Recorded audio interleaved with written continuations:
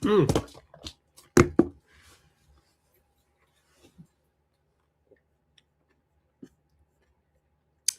up, Dub Nation? Rich with Let's Go Warriors here. And just wanted to go live because we had a All-Star break and want to catch up on some things. So let's pull up the back screen. Steph had a good day despite not playing today. And we'll pull that up. This is our Discord server. You can see the link right here. Hey, Dean. Huh. You going to hop on at all, buddy? Okay, let's get to the main screen of Discord. And I haven't even updated this yet, but even in the free section, if you go to Steph, scroll all the way down, you'll see he had a good day. All of these little clips of Steph. And what I'm going to do as I tweet out the link and whatnot, what I'm going to do is I'm going to pull up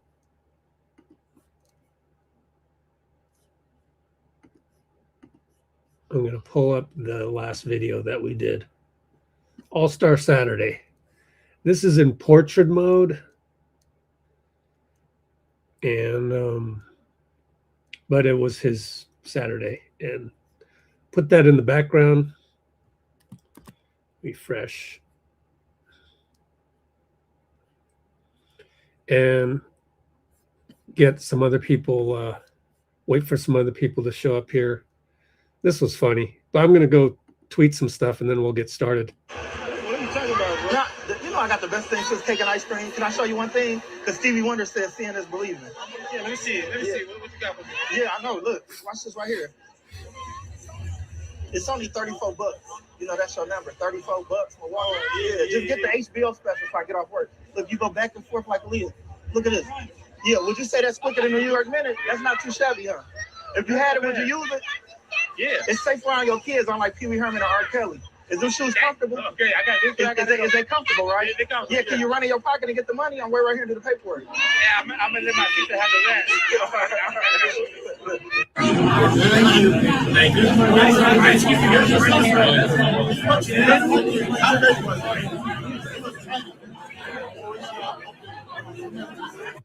you. You know what I'm saying? Good things happen, huh? Yeah. Okay. Hey, Curry the GOAT. That's really my dog. Like, he don't know it, but he really me. His alter ego is me. There he is. There he is. Good to see you, brother. Man, feeling good, spirits good?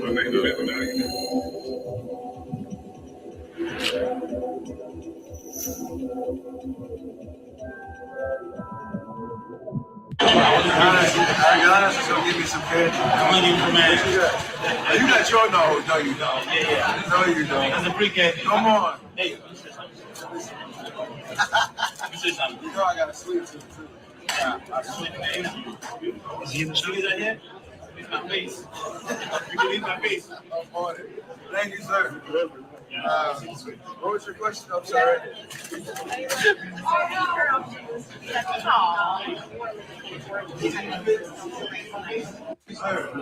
Giannis, can we see the suites?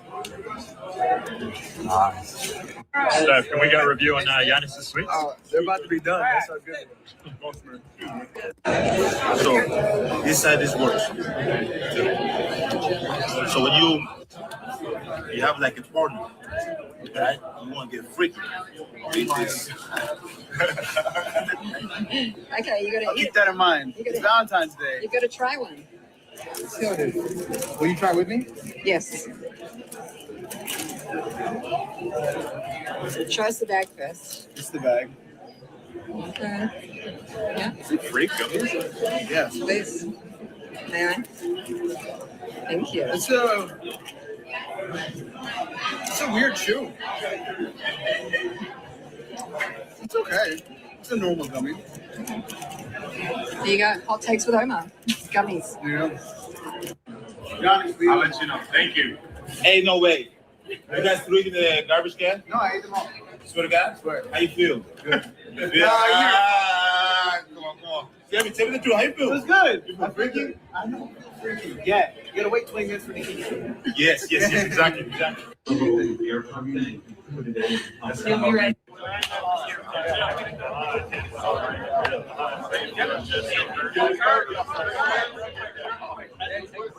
Out, Sean.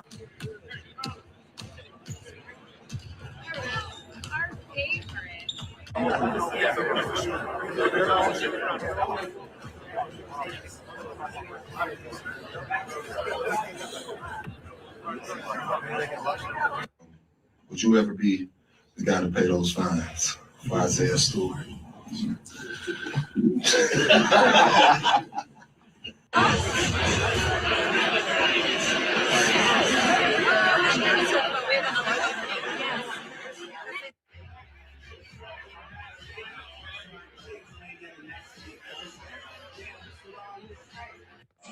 What's up? I'm here with eBay Live with Blast. Tune in at the link below.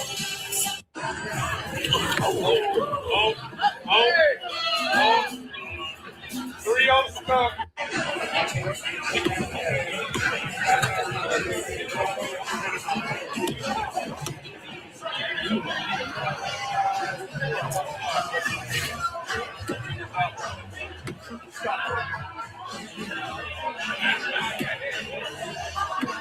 New athletic director, new coach, new president. So they do everything right. Yes, everything is, yeah. They understand that numbers don't lie.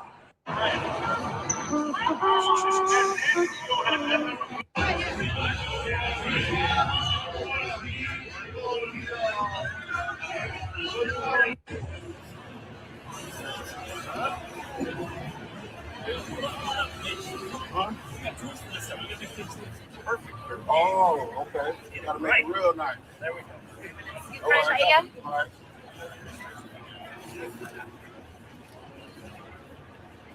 Oh, yeah, bitch. There you go.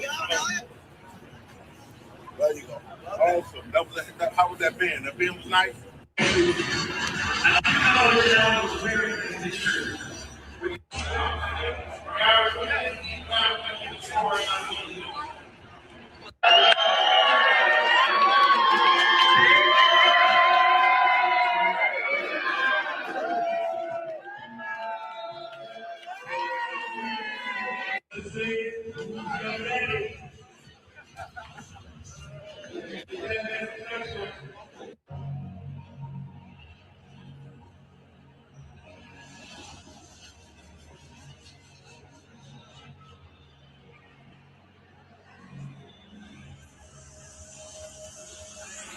Okay.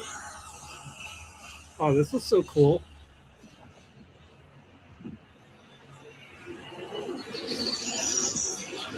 Intuit Dome is crazy. It looks so realistic. Is there a picture of Intuit? Yeah, you guys saw that already. All right. Some topics for tonight. Actually, did I get a text from Dean? Let's see. Oh, Dean's on the way. What's your ETA?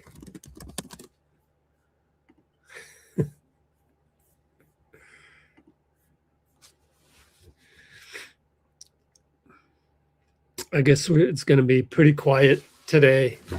It's already 11:30 p.m. on the East Coast, and here on the West Coast, 8:30, and in the Philippines, it's what is it? Current time Philippines. I don't think they knew I was going to be live. 12:30. So I didn't tell anybody I was really going live today, unfortunately. So we'll get there. Oh, you're here already. Oh, cool. So let me send you the link. Get a browser up with the email. Dean Chambers.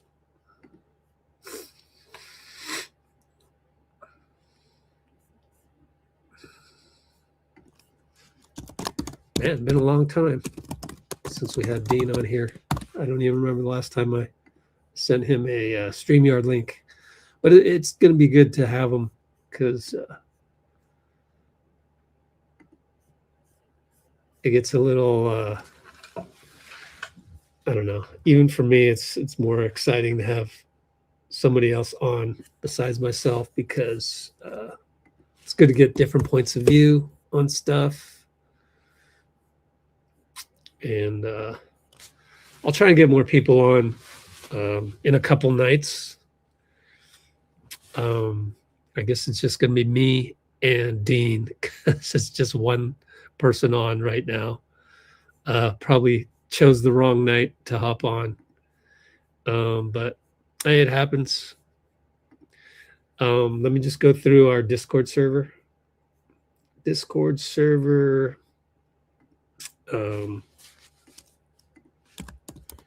Free Discord server.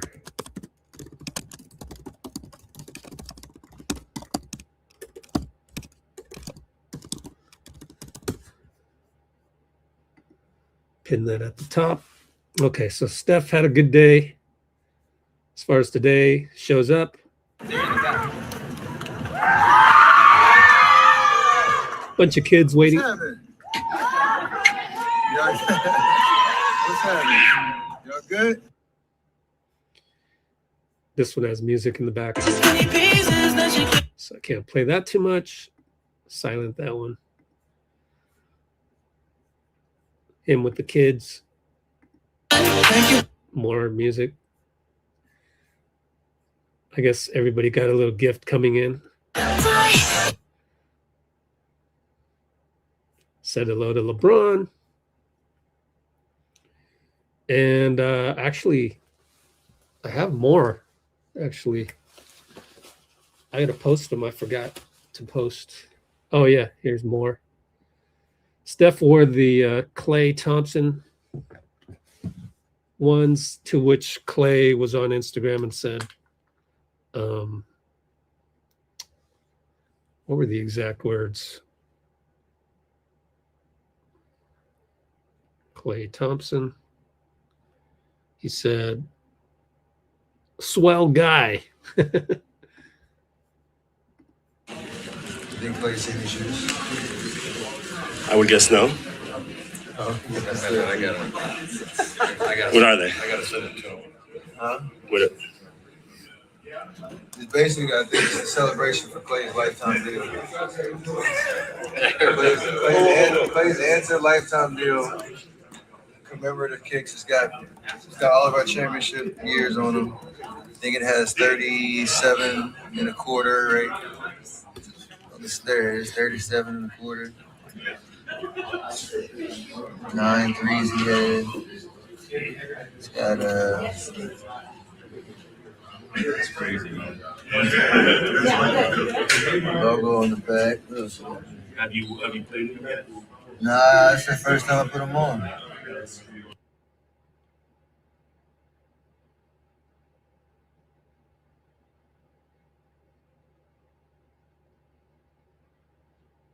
Just catching up.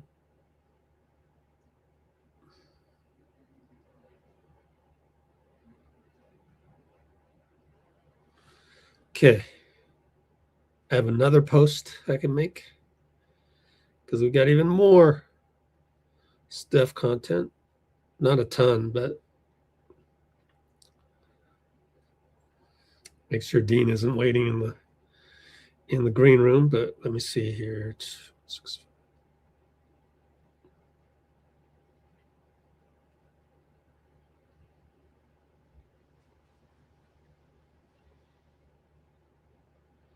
Oh, maybe have 5 more clips. Every Discord message can handle 5 previews. So let's see if this worked. I put it in the every post for right now. And this is part of our VIP section. Down here is all the free stuff. So if you want to upgrade to the VIP section, there are various links in the Discord itself. Okay, so here, when De'Aaron hit the game winner, he came over and congratulated him. I'm not going to play this because it's, you know, a broadcast TV clip and they don't like that. But this on social media, Steph watching the game from the locker room. And this is from the NBA social media account. And Tiana Taylor.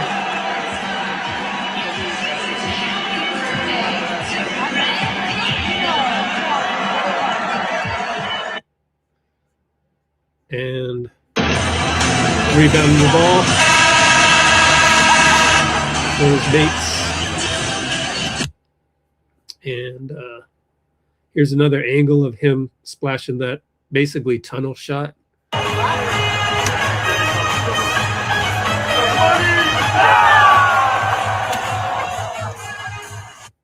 And there's some background music I probably shouldn't be playing. If you watch the whole clip, which is here early on, this is also in the free section. This one. And this one. He missed like the first three, so that added a little bit more drama to it. Here's Steph getting introduced. The Golden State Warrior. But that one's a broadcast clip, so I won't play too long. Here with the Obamas. And the background music on that one, of course. So Steph had a good Sunday. And I have the Saturday version right here.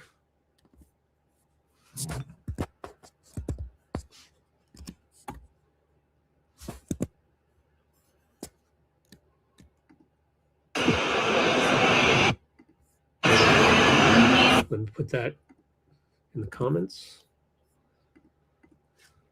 Steph Saturday. And I also have Friday.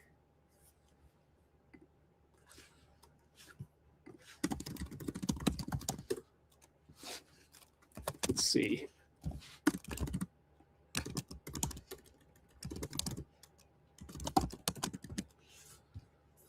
Thursday and Friday. Excuse me. Is right here. And it also has, by the way, a Jimmy Butler commercial. I want to watch that again because I love Batman and Robin. So let's watch it again. Hit refresh. It's pretty cool.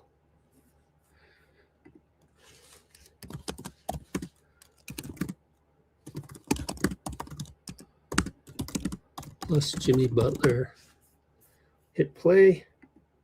5 Apple, take 2. Well, this is the first commercial. You guys ready? You got something on? Oh, you know, you got something on. Oh, yeah, I just connected right now. It's got some background music I had to remove.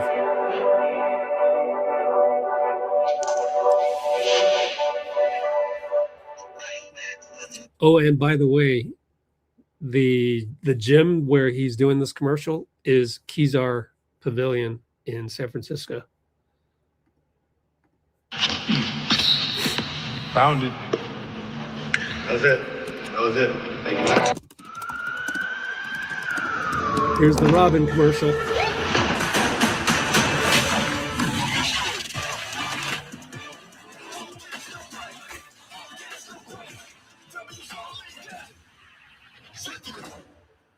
Yeah, I like that, man. It's all done on AI, and I love the graphics that they made for Jimmy Robin. Build a character. Look at that. He built the character. So cool. What else did I want to say? Oh, he was riding a bat pod. That was really cool to see. So yeah, that is right here. So Steph Thursday, Friday, plus Jimmy commercials right here.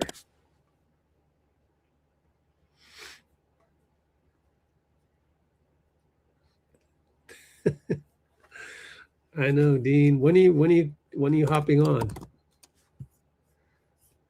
I'm ready for you. I'm done with the recap. I mean, I guess the recap tonight.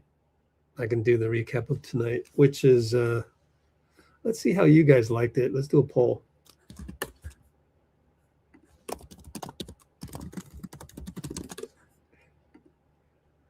Let's see. Tonight's new All-Star game format was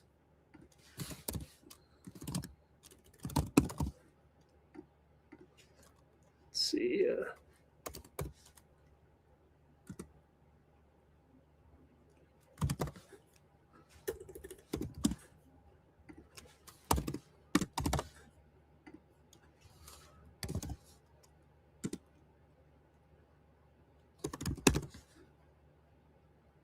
There. Now you can vote. I'll be shocked if anybody votes for trash, but it's an option there for you if you wanted that. So, yeah, I guess I can give a little recap of the All-Star game. Let me get my my throat warmed up with my matcha.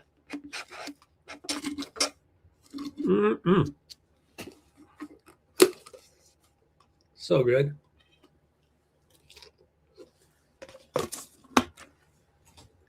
All right. Here's the recap of the All-Star game. First of all, the referees I noticed was Sean Wright, Carl Lane, and third guy, I don't know.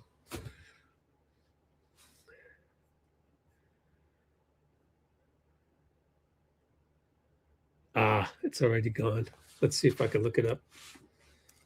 Who were the referees for the All-Star, NBA All-Star game tonight? There we go. Brent Barnaky. All right. Brent Barnaky. I don't think Brent was that great, but yeah, he didn't really do a whole lot. Let's go to the box score. Here we go. So I'm going to lead off. I'm going to lead off with, we've got Chinese comments again. Let's just see what he's saying, since there's not a whole lot of people on and I have the time to do it. Let's go over here. Translate. Google.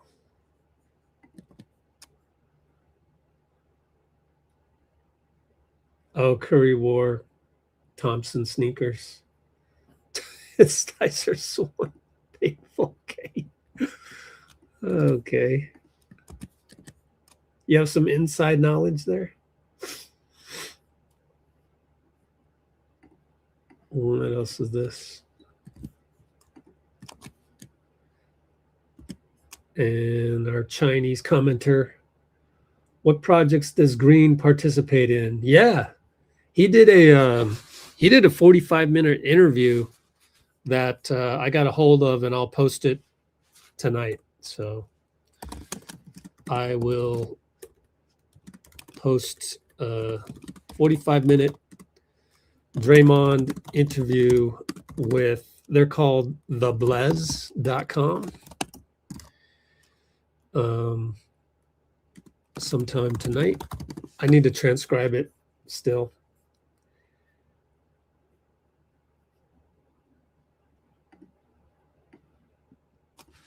And what else did he say? Why did Jimmy become Robin? Because Jimmy became Robin because he called Steph Batman.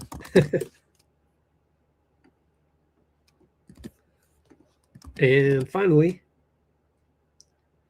He learned from Curry to make movies. Well, that one was AI generated, so I don't know about that. But yeah, didn't have Sony Animation working for him, unfortunately. But yeah, let me do the recap of the actual All-Star game. Now doing recap of All-Star game from what I can remember, based on memory.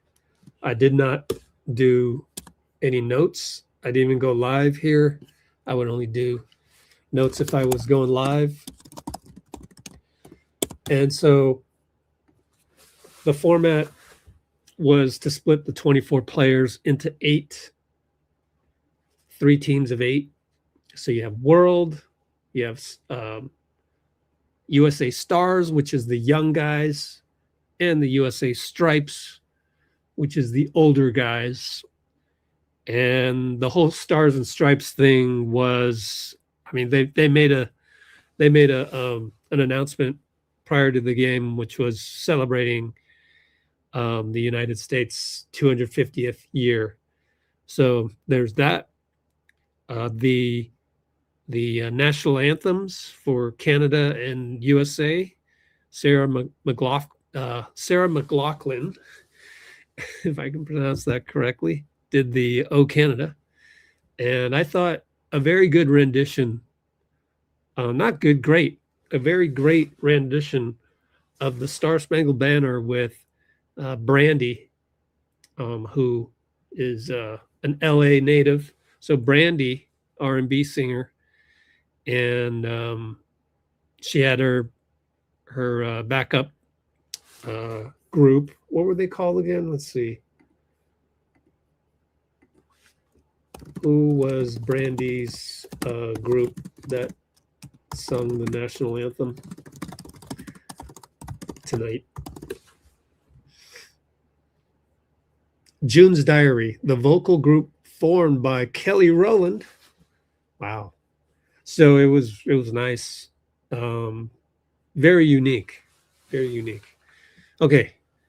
So this one, World against the Stars, right away, the first play was the Wemby inside. They had a switch, and Wemby sealed Jalen Brunson, or was it Jalen? No, sealed the starting point guard, Tyrese Maxey. And it was no contest. Or was it Devin? I can't remember. I think it might have been Devin. I remember it being a light-skinned kid. Oh, Devin's not that much of a kid. How many years has Devin played? He's 29, so 10 years in the league. Why does he get to play on the youngsters when Jaylen Brown had to play with the old guys? Strange. And it was close pretty much throughout. And if I recall correctly, Anthony Edwards, yeah, he brought the Stars back with like 3 straight buckets or something like that, pretty late in the quarter. We call these quarters, but these little games are mini games of 12 minutes each. So they're like quarters, which works out perfectly because you get 4 quarters. And yeah, it was fun. And so it went into overtime. And when you go overtime, you have to first team to 5 wins. And what's the play-by-play here?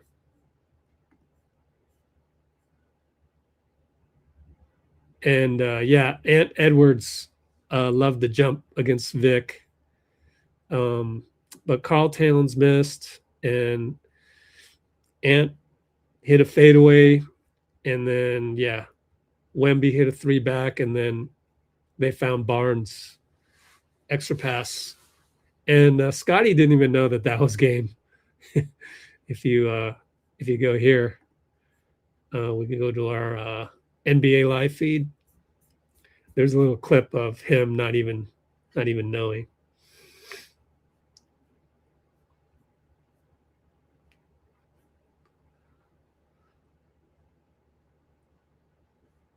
Jerome Tang. Who's that?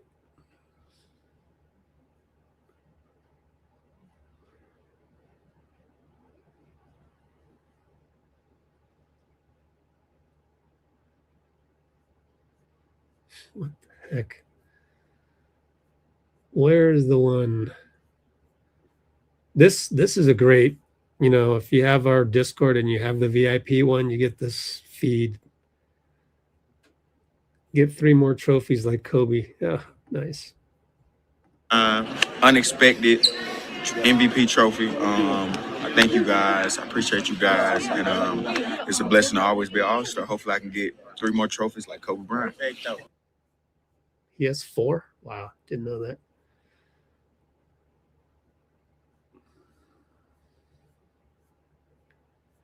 I'm looking for the Scotty Barnes one.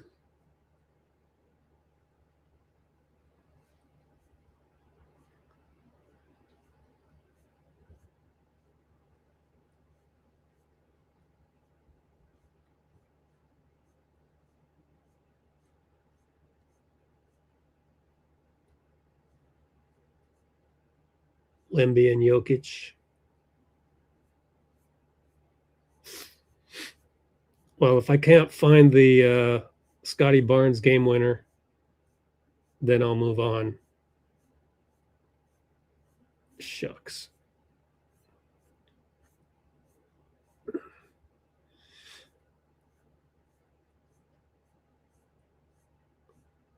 I forgot where I saw it. Oh, yeah, right here.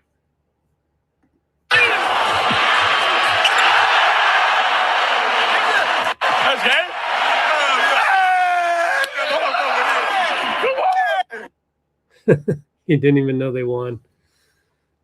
So I love it sometimes when you're a basketball player. It reminded me of when we used to go to tournaments and you have to play one and then sit and play again, you know, and you're waiting around for the next game. So it was very reminiscent of that because the young guys had to play against the old guys in the second game. So winner stays on, which is fair considering you stay on, you're probably tired, or it could be an advantage. You know, you can look at it both ways.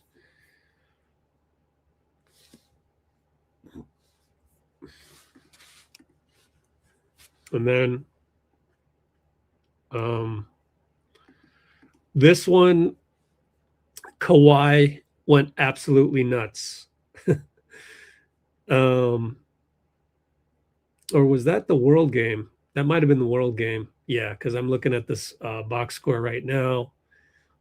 And the Stripes one, he only has, Kawhi only had 5 points in that one. But close one. This one, I don't even recall that much. Trying to look at the box score. Look at Cade Cunningham's stat line. It's insane, dude. He's so good. But the old guys won by 2 points.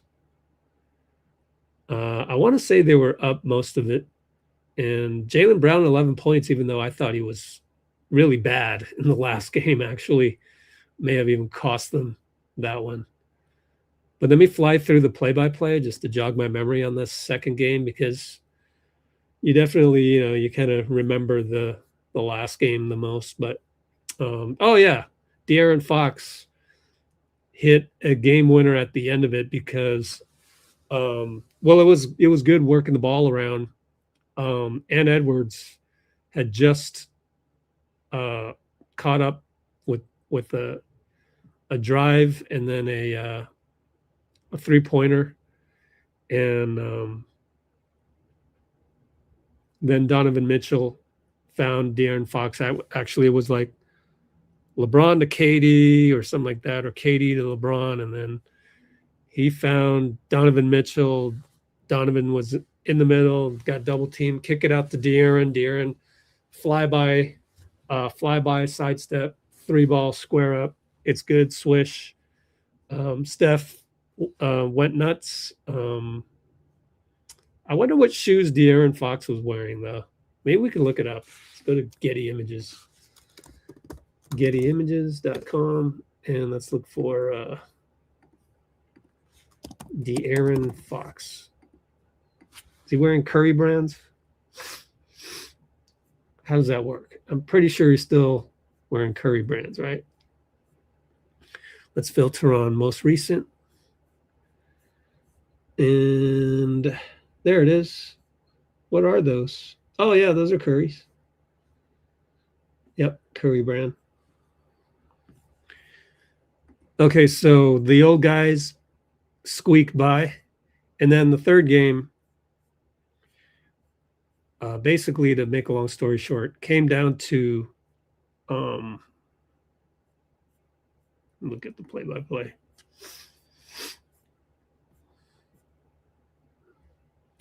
Yeah. Kawhi Leonard, this one, he went nuts. He scored like 17 straight points for the old guys. 31 points in one quarter. 11 for 13, 6 for 7. It was just insane. 2 steals even. Like, he was doing it all. You know, threes, attack the hoop, had a dunk past somebody. Man, it looked like young Kawhi. And I wanted him so badly to win the MVP. So I wonder what the if they kept stats of the, like, as if you played the entire game. Let me see. He would have had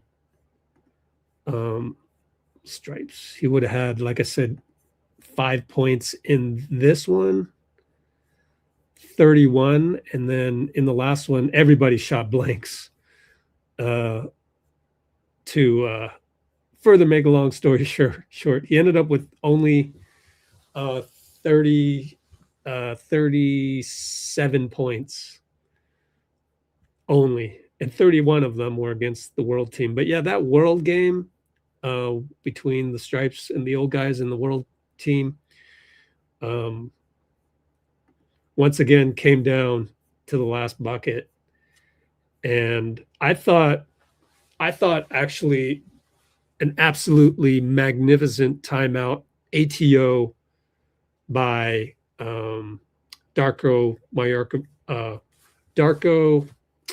forgot how to pronounce his last name, Darko Rajakovic. So they side inbound, they lob it all the way to the other side of the court, which is Cat. Cat's there, fakes a 3, and Vic ends up with the ball at the top of the arc and misses the 3, back iron. Had he made that, they would have gone into overtime. And by the rules, you have to win. It's point differential and then most points scored. And by then, they had achieved the most points scored against the old guys. And so had he made the 3, they would have gotten into overtime, in which case they would just need to win that game by 2. And so they would have just had to win because first one to 5 wins it. I suppose had they been down, you know, had they won overtime 5-4, then they still wouldn't have advanced. But if they won overtime 5-3, then they would have advanced. So, but that didn't happen. Wemby missed that 3 at the top. It was a good look. And really, I love the fact that he got a clean look because you just don't expect that. I mean, the tallest guy on the old man team was KD at 6'11 and a half. So kind of hard to guard anybody 7 feet. But to throw the ball into Cat only for it to be a decoy over to Victor, brilliant. He just missed it, and that's all. And Vic was pretty upset that in the first game they didn't foul. And then I think in the second game they had a chance to foul as well. And they also did not do so. And he was pissed about that too. So this Kawhi Leonard, no, that was a tie ball game. I think just giving up a 3 when you're tied up. I'm not sure. It's somewhere on our Discord in the live feeds. I just glanced at it. Wemby talking about that. See if I can find it real quick. NBA stars push for one-on-one tournament.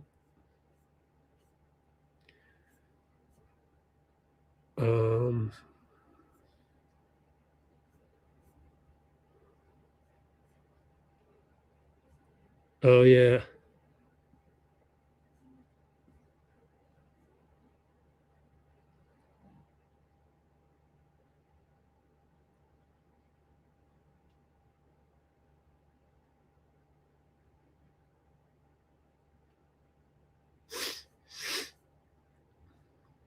There's a lot of drama this past weekend. When are you hopping on, Dean? I'm almost done here. Okay, I can't find it, but Wemby was interviewed and he said something to the effect that we weren't able to defend the 3 in both losses. All right. Yeah, so the last game, boy, the old guys, they could not hit the side of a barn. It was really bad. How did they start out? Like 0 for 13 to start out? It was really, really ugly. Brick after brick after brick. Outside shot wise, let's see. 3-pointer, they made their first outside shot after 4.5 minutes of play. So let's see. 1, 2, 3, 4, 5, 6. Katie missed the dunk. We won't count that. It was highly contested. 7, 8, 9, 10. 0 for 10 to start from the outside, just brick after brick after brick. Yeah, and you could see the old guys just didn't have enough juice, unfortunately. and that was pretty much all she wrote. Pretty quickly. By the time it was like 23-9, it was like, okay, they've got no chance coming back. And it even got worse. It became 33-11. By the way, Jaylen Brown, like, you look at the old man team, and you're hoping Jaylen Brown would do something because he's supposed to be one of the young guys on the team. It's his 5th All-Star game and so on and so forth. Also, Jalen Brunson. So the 2 Jalen's didn't really do anything.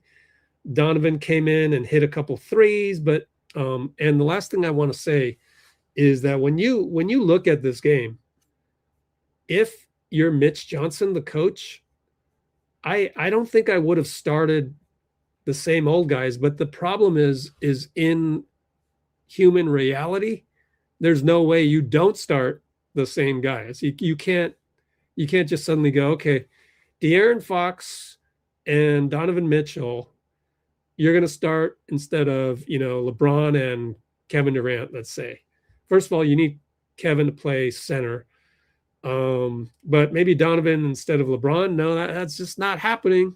Like, that's not real life. Or De'Aaron for Kawhi. Like, you're not doing that. But if this were a video game, then you would have done that, because then you would have noticed that your older guys are going into their 3rd game of the night, which is 3rd quarter of the night, but still, they're not, as Draymond said, if you saw on his Draymond show, but also in the 45-minute interview that I'm going to upload in a couple hours,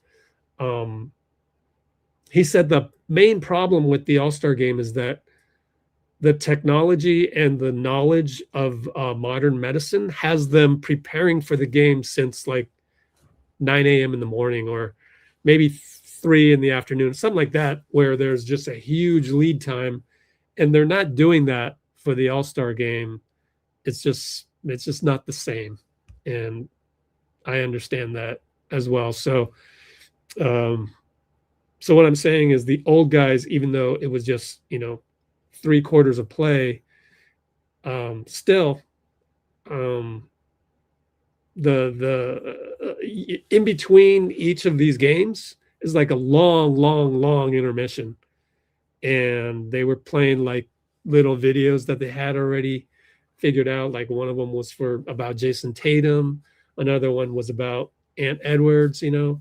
So they're waiting around. And when you're older, your muscles cool down and it's harder to rev them back up. So the last thing I want to say is this last game with the old guys like they are, I think that's very akin. It's a microcosm to the Warriors and their, you know, and their 82 game grind where oftentimes you want change and you want, like, you know, younger guys to play more and all of that, and you want to bench Draymond, which is one of the topics we'll discuss tonight. But I just don't think it's doable in reality because there's this thing called the basketball ego, and there's this thing called locker room respect that fans don't really understand. And then, of course, you have Twitter blowing things up unnecessarily. And one of the things they've blown up unnecessarily tonight is there's some Kevin Durant burner account bullshit that's happening. And even like yesterday, there was some more Jonathan Kuminga throwing under the bus stuff going on. And it's just like, that's Twitter for you. All right, I've talked enough. And here's Dean Chambers. What's up, Rich? Audio. All right, cool. How's it going, Dean? Yeah, it's going well, man. Thank you. Yeah. I was surprised. I thought people weren't going to like the All-Star game, but it seems like the Team World versus Team USA concept seemed like they pulled it off this year here in. Oh, it was very exciting. It was really good. Yeah, that's great. I think the last time I heard such good things was in 2020. And was that in LA? No, that wasn't in LA. Well, the where 2020.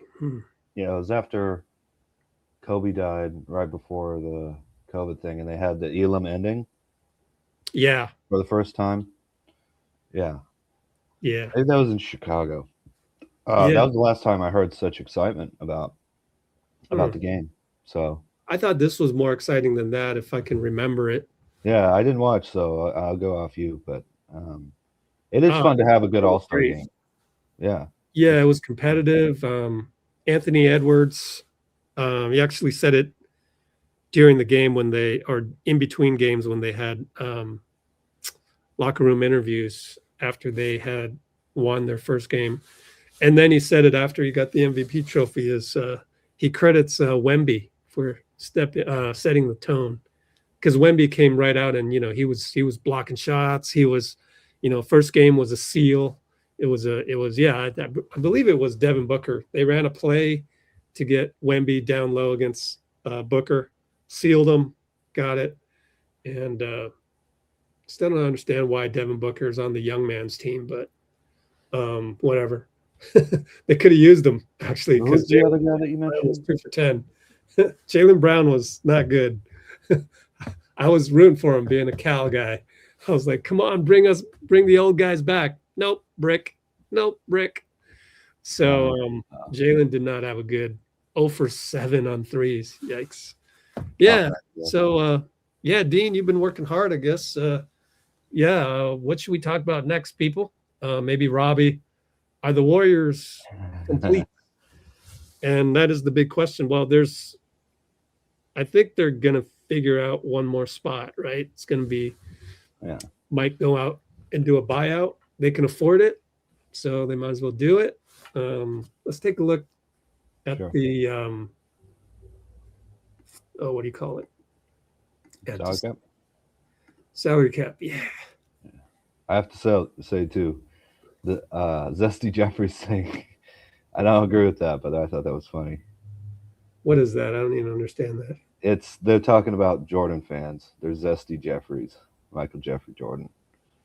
I hadn't heard that before. Yeah, I mean, you guys are wrong, but that's okay.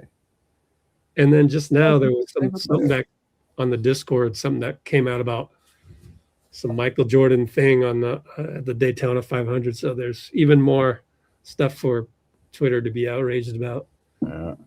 Okay, well, for this season, we are how much under the second apron? 2 million, 2.6 million, which is plenty of money to give a prorated salary on a veteran's minimum to somebody. So buyout candidates, well, Haywood Highsmith is going to the Phoenix Suns. Unfortunately, I like the guy. Yeah, it would have been cool to have him next to Jimmy. I think no. I think if you're choosing between the Suns and the Warriors, you got to pick the Suns right now. If you, sorry. Well, he's more of a guard too, right? So. Well, he's a small forward. You know, he can guard. I think he's as good a defender as, you know, like Andrew Wiggins, I think. Really? Wow. Yeah. Long arms, pretty good defender. It's the offense that's a little shaky. Yeah. And had a good stint with Miami. Pretty sure he played well against the Warriors whenever we saw him. And I thought he played well in the last playoffs that he played in. And yeah, so it's not going to be Highsmith. There's rumors of Lonzo Ball, but then on our Discord, we're keeping track of this stuff. Here's a free section where I kind of copy all the latest and greatest, but there's got to be Lonzo Ball somewhere in here. Let's search in Dunleavy Lonzo.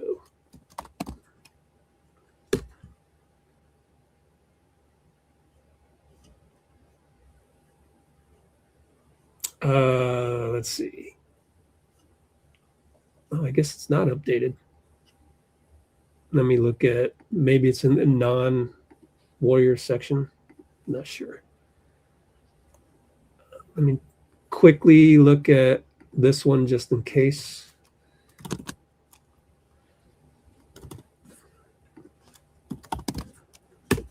Lonzo Cavaliers, no.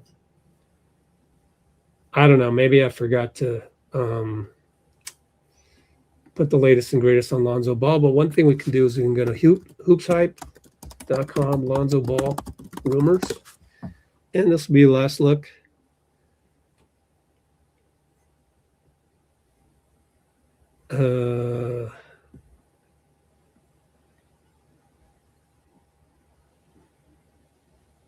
Warriors might not. Oh, Stein said this? Wow.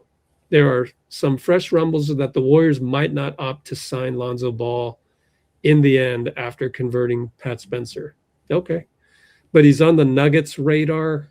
I mean, this comes from Mark Stein. I don't see why not. Just take a flyer on him if he wants to come here. You never know. You might accidentally strike gold. You have a spot open. But anyway. What do you think about Lonzo Ball, Dean? I also heard that I forget where I read it, but I also heard that was less likely than it earlier seemed like it was. You know, you might want to hear it on our Discord? Yeah, I might have seen it on the Discord. Yeah, absolutely. You might want to take a flyer on the guy just because of his talent. You know. Yeah, it doesn't make sense to me that we wouldn't. Like, we have an open roster spot. We can afford it. Why not? So I'm not saying that the report is wrong. He has good sources. I'm just wondering about the logic of it. Yeah. It's strange to me. It's strange that. You think Ball would want to play here or in Golden State? It depends what his other offers are. Yeah, that's true. Yeah. Well, I'm not against it at all. No. Well, let me ask you, what do you think we really need from that 14 or from that 15th spot? Oh, Haywood Highsmith. Haywood Highsmith, yeah. I was thinking of more athletic wing too. Yeah. Yeah. But he's not available anymore, so it is what it is. All right. Should we talk about Draymond? I think we should talk about Draymond. Yeah, let's do it. It's nice to be back on, man. It's been oh, good to have you. Yeah. We are on the 55th minute already. All right. Okay. The first thing that worries me, and I don't want to do a poll now. There's not enough of us online to go through the trouble of writing the poll the right way. But last time I did a poll, it was because Draymond was on some podcast. I don't think it was his own. And he said I'm embarrassed that we might not have it in the Draymond section here. Show you guys.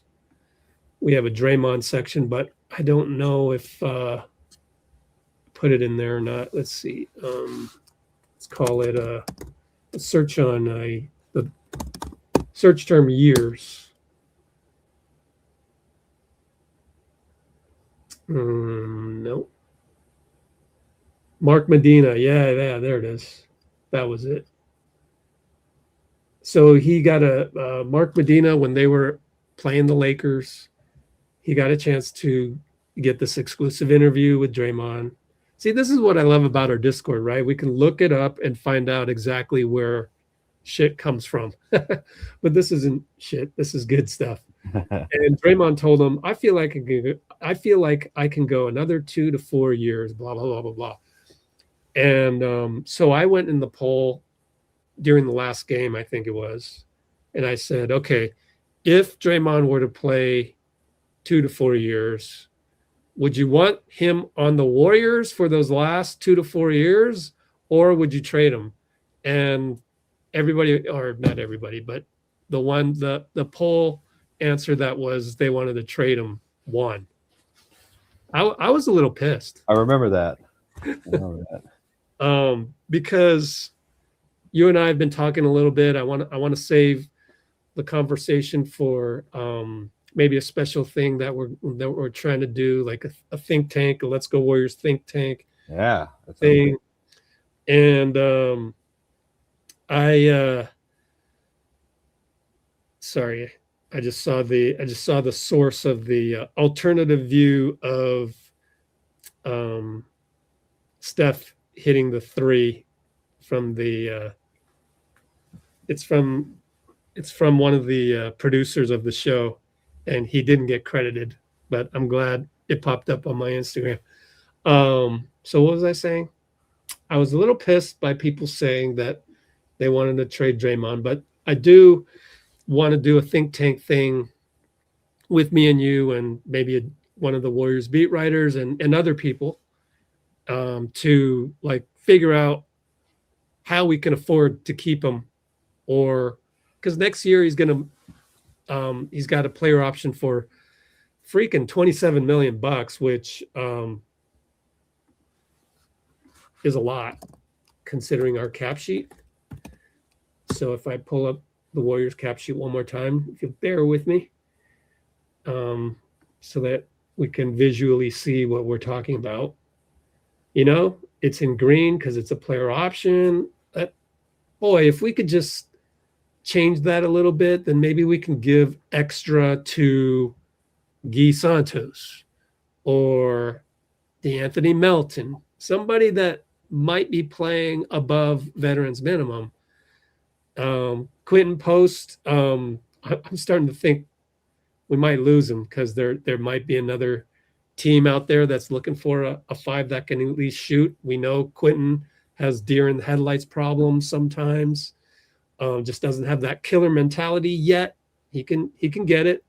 But I'm starting to, I want to really put this on a spreadsheet and really talk about like how much can we afford, fill these slots in with maybe a Quentin Post in there, maybe not, and see how much space we have left for all of that. But certainly makes it easier to retain certain guys if Draymond's salary is reduced. But the only way to reduce that is to negotiate an extension where he feels like he he can stay with the team and he can make good money that he can't make elsewhere, or that he can similarly make elsewhere. So that's something that we're going to look into in terms of our think tank.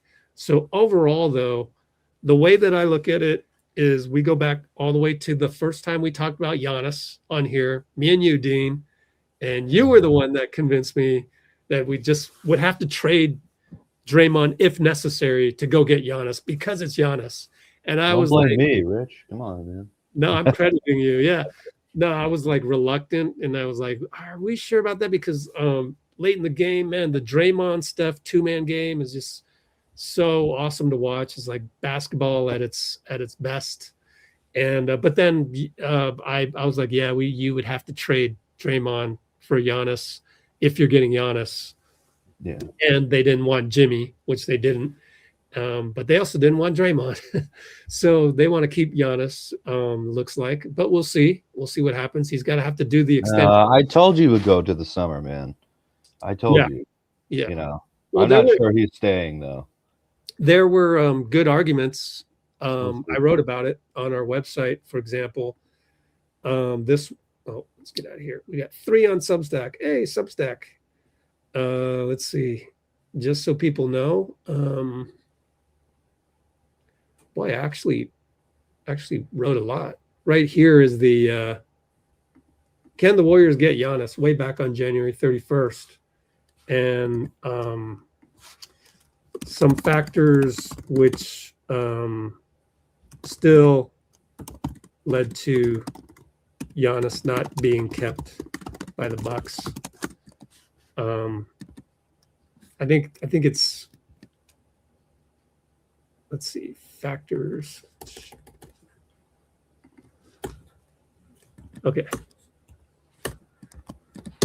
Thanks for your patience on that. But yeah, what I just wanted to say is that there was a couple of reasons that you would trade Giannis now, but now that we know what we know, which is Giannis goes on social media and says,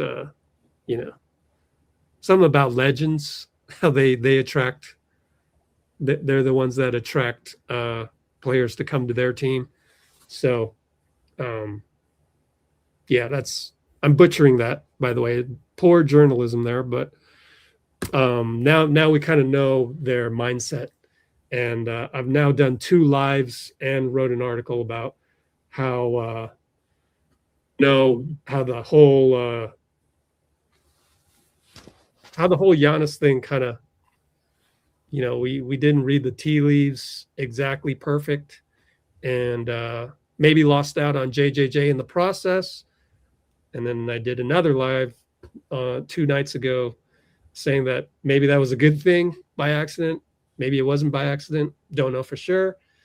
But JJJ now has a condition in his knee, season-ending injury, probably getting surgery. So, like, also in Utah, so they don't really mind. Right. And so now we're with Porzingis, but we'll talk about Porzingis, but back to Draymond. Yeah, I was at a point where I'm okay with trading Draymond for Giannis, but now, anytime someone wants to trade Draymond, I always prefer to know what the trade is. It's a little hard to do trade scenarios for Draymond right now. I guess you could do it. $27 million contract. Let's go see what you can get.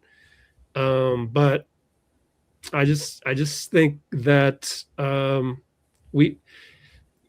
you can't know that right now. He would have to really just continue to play really bad against certain teams. And I think one of these days, especially maybe when we do the think tank thing, I'll go to bkref.com. We'll look up Draymond Green and just look at all the bad games. Like when does he play bad?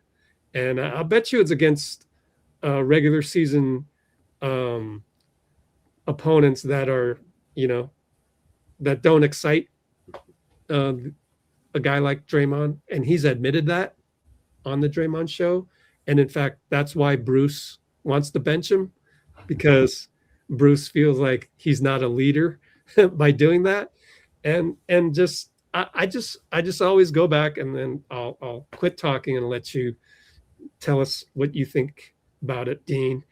Is I just picture Draymond in a playoff game, and it's late in the game, and we got to get Steph the ball. How do you get Steph the ball? You utilize Draymond to do the two-man game, and that's how you get Steph the ball. So I think I would vote that we keep Draymond, and I don't think I'm changing that vote unless I see something between now and the offseason which tells me that, okay, Draymond is not going to be effective in a 7-game series. Yeah, I agree. Also, it feels like this trade deadline was also a lot about. It's not only about Draymond, but it was also, it also a little bit was in terms of, it feels like Dunleavy went out and kind of tried to fix the center rotation. Our center rotations: Porzingis, Al Horford, and Quentin Post. Yeah.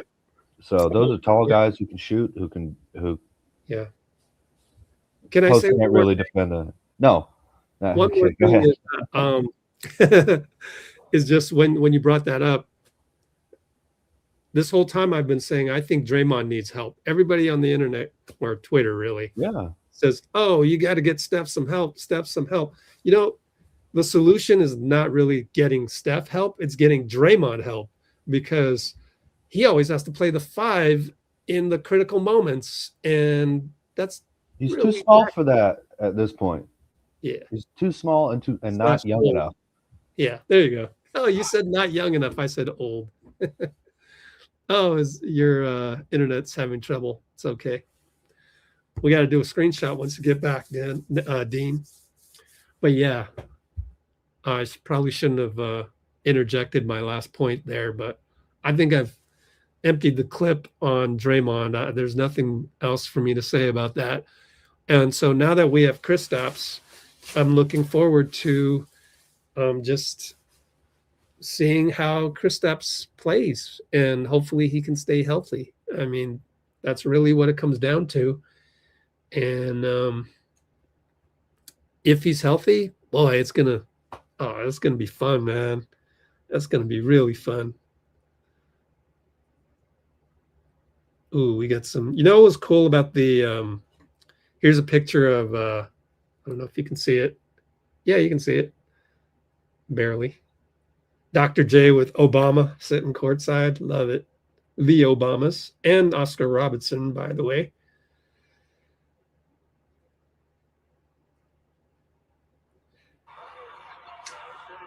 How's some highlights? Yeah. So they stole dude's video. Oh, that one's pinned. Okay. Well, we lost Dean, and it's his internet. Ah, shucks. I should have let him speak first. Next time I'll remember to do that. Have him speak first. So yeah. With Draymond, oh, there's Dean. Hey, Dean. What's up, Rich? Just having same old camera problems every time, man. We got to get you a new computer.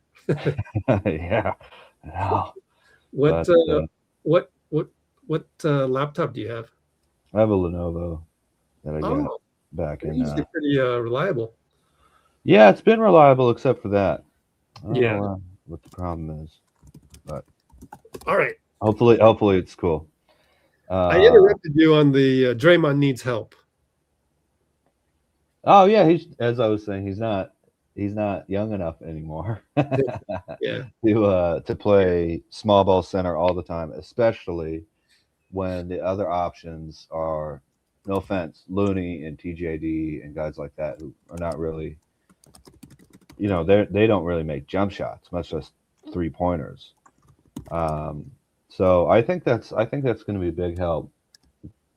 And we all know that Draymond's best when free to roam, on defense, and not have to be the anchor or rim protector type guy. So I don't know what we're gonna do this season. I don't really think it's as important because it really matters what happens next season when Jimmy's back, when, although you don't know what's going to happen with Horford, of course, Porzingis, right? Yeah. Contract-wise. So, oh man, Dean, if fully healthy, man, that's a scary lineup. It's pretty fun to think about. Jimmy and KP fully healthy. Oh, of course. Steph, Draymond. You cannot really dream about that until we get closer to 365 days from now. So, and we keep Porzingis too. Hopefully, he's healthy enough to make us want to. It's fun to dream, just in case they do stay healthy somehow. Yeah. You know what'll happen is, and I'll say this because then hopefully that'll balance out the scales. Is that it'll be something that we don't expect.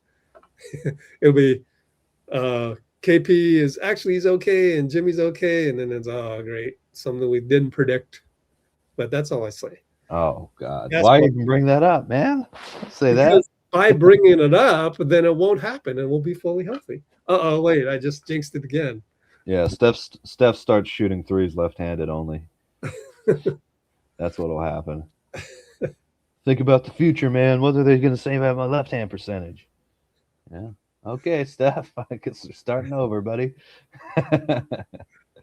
But no, if we're able to thread the needle here, that is an interesting lineup to have. And then, this is a deep draft, so you don't even need a top 5 pick or something to potentially land an interesting player. So, hopefully, a player that fits a little bit more with what Kerr wants to do, like or something. But yeah, I was gonna have our guy Eric G of NBA Draft come on board tonight, but then I was too late doing the live, and he had something to do tonight. He's a good guy, but we'll get him on at some point. Maybe the think tank thing, and I wonder, are there guys in the draft that could, alter the course of a franchise? He says actually there are. I mean, not just in the top 5, right? But also, in fact, I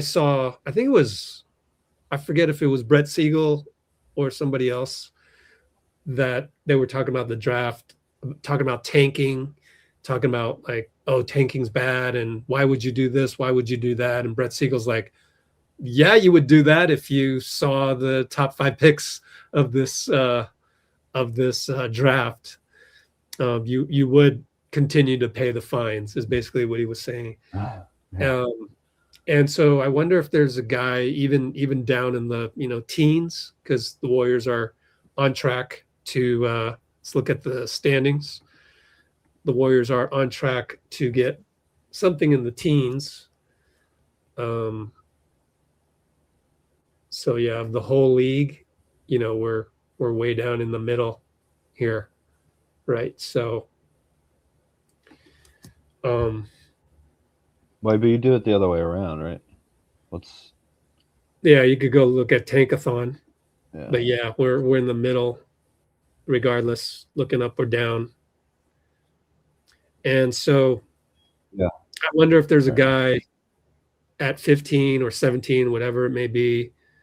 If you go to NBAdraft.net, you can kind of get a sense for, these are it's very early right now, right? So mock draft, and you go take a peek at Golden State. Now, does it always end up this same guy? No, this list constantly changes, so it's likely not to be this guy, but it's likely to move up and down based on various workouts, so on and so forth. Right now it's Hans Steinbach, 6'10" power forward out of Washington, but it could be somebody else. I already looked at his 3-point shooting just in case, and there's not a whole lot. He's not a volume shooter, so unfortunately can't get excited about a 6'10" guy from Washington just yet. And a lot will change from now until then. And the only thing I want to say is that, with the draft, do you draft based on best player available, or do you draft based on fit with Steph? Because what if the fit with Steph is like, you know, less of a guy that could, you know, carry the weight, or sometimes carry the weight of the franchise. Like, you know, is it going to be more of a Guy Santos type? No, this is actually a compliment for Guy, because I would have never said that a Guy Santos type would have ever been, you know, his production would ever be desirable for us in the draft in the teens. But he's improved to a point where maybe you do look for a guy like him that can't necessarily carry the offense, but is more like complementary. So I think the draft is going to be really interesting on that, because it just might be a total toss-up on that. What do you think, Dean? I always think that I would draft a player to do exactly what they're doing in the moment, and just keep doing that. If you get what I mean. I don't really like the whole. No, but yeah. No, you know, the whole upside thing, that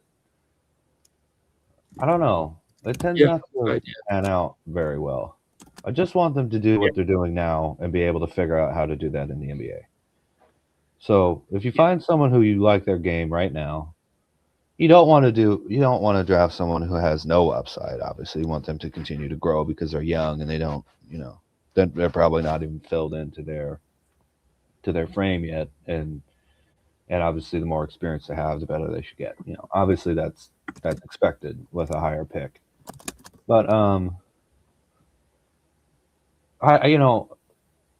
if a guy is able to fit next to Steph, but they're a talented young player, then trust that what they're showing you right now will work. You know. But other than that, just draft the best player available that you can get. Forget fit, forget all, you know. Just draft the best player that you can find. But which one is it for you? You got to choose one or the other, because you're not going to get both.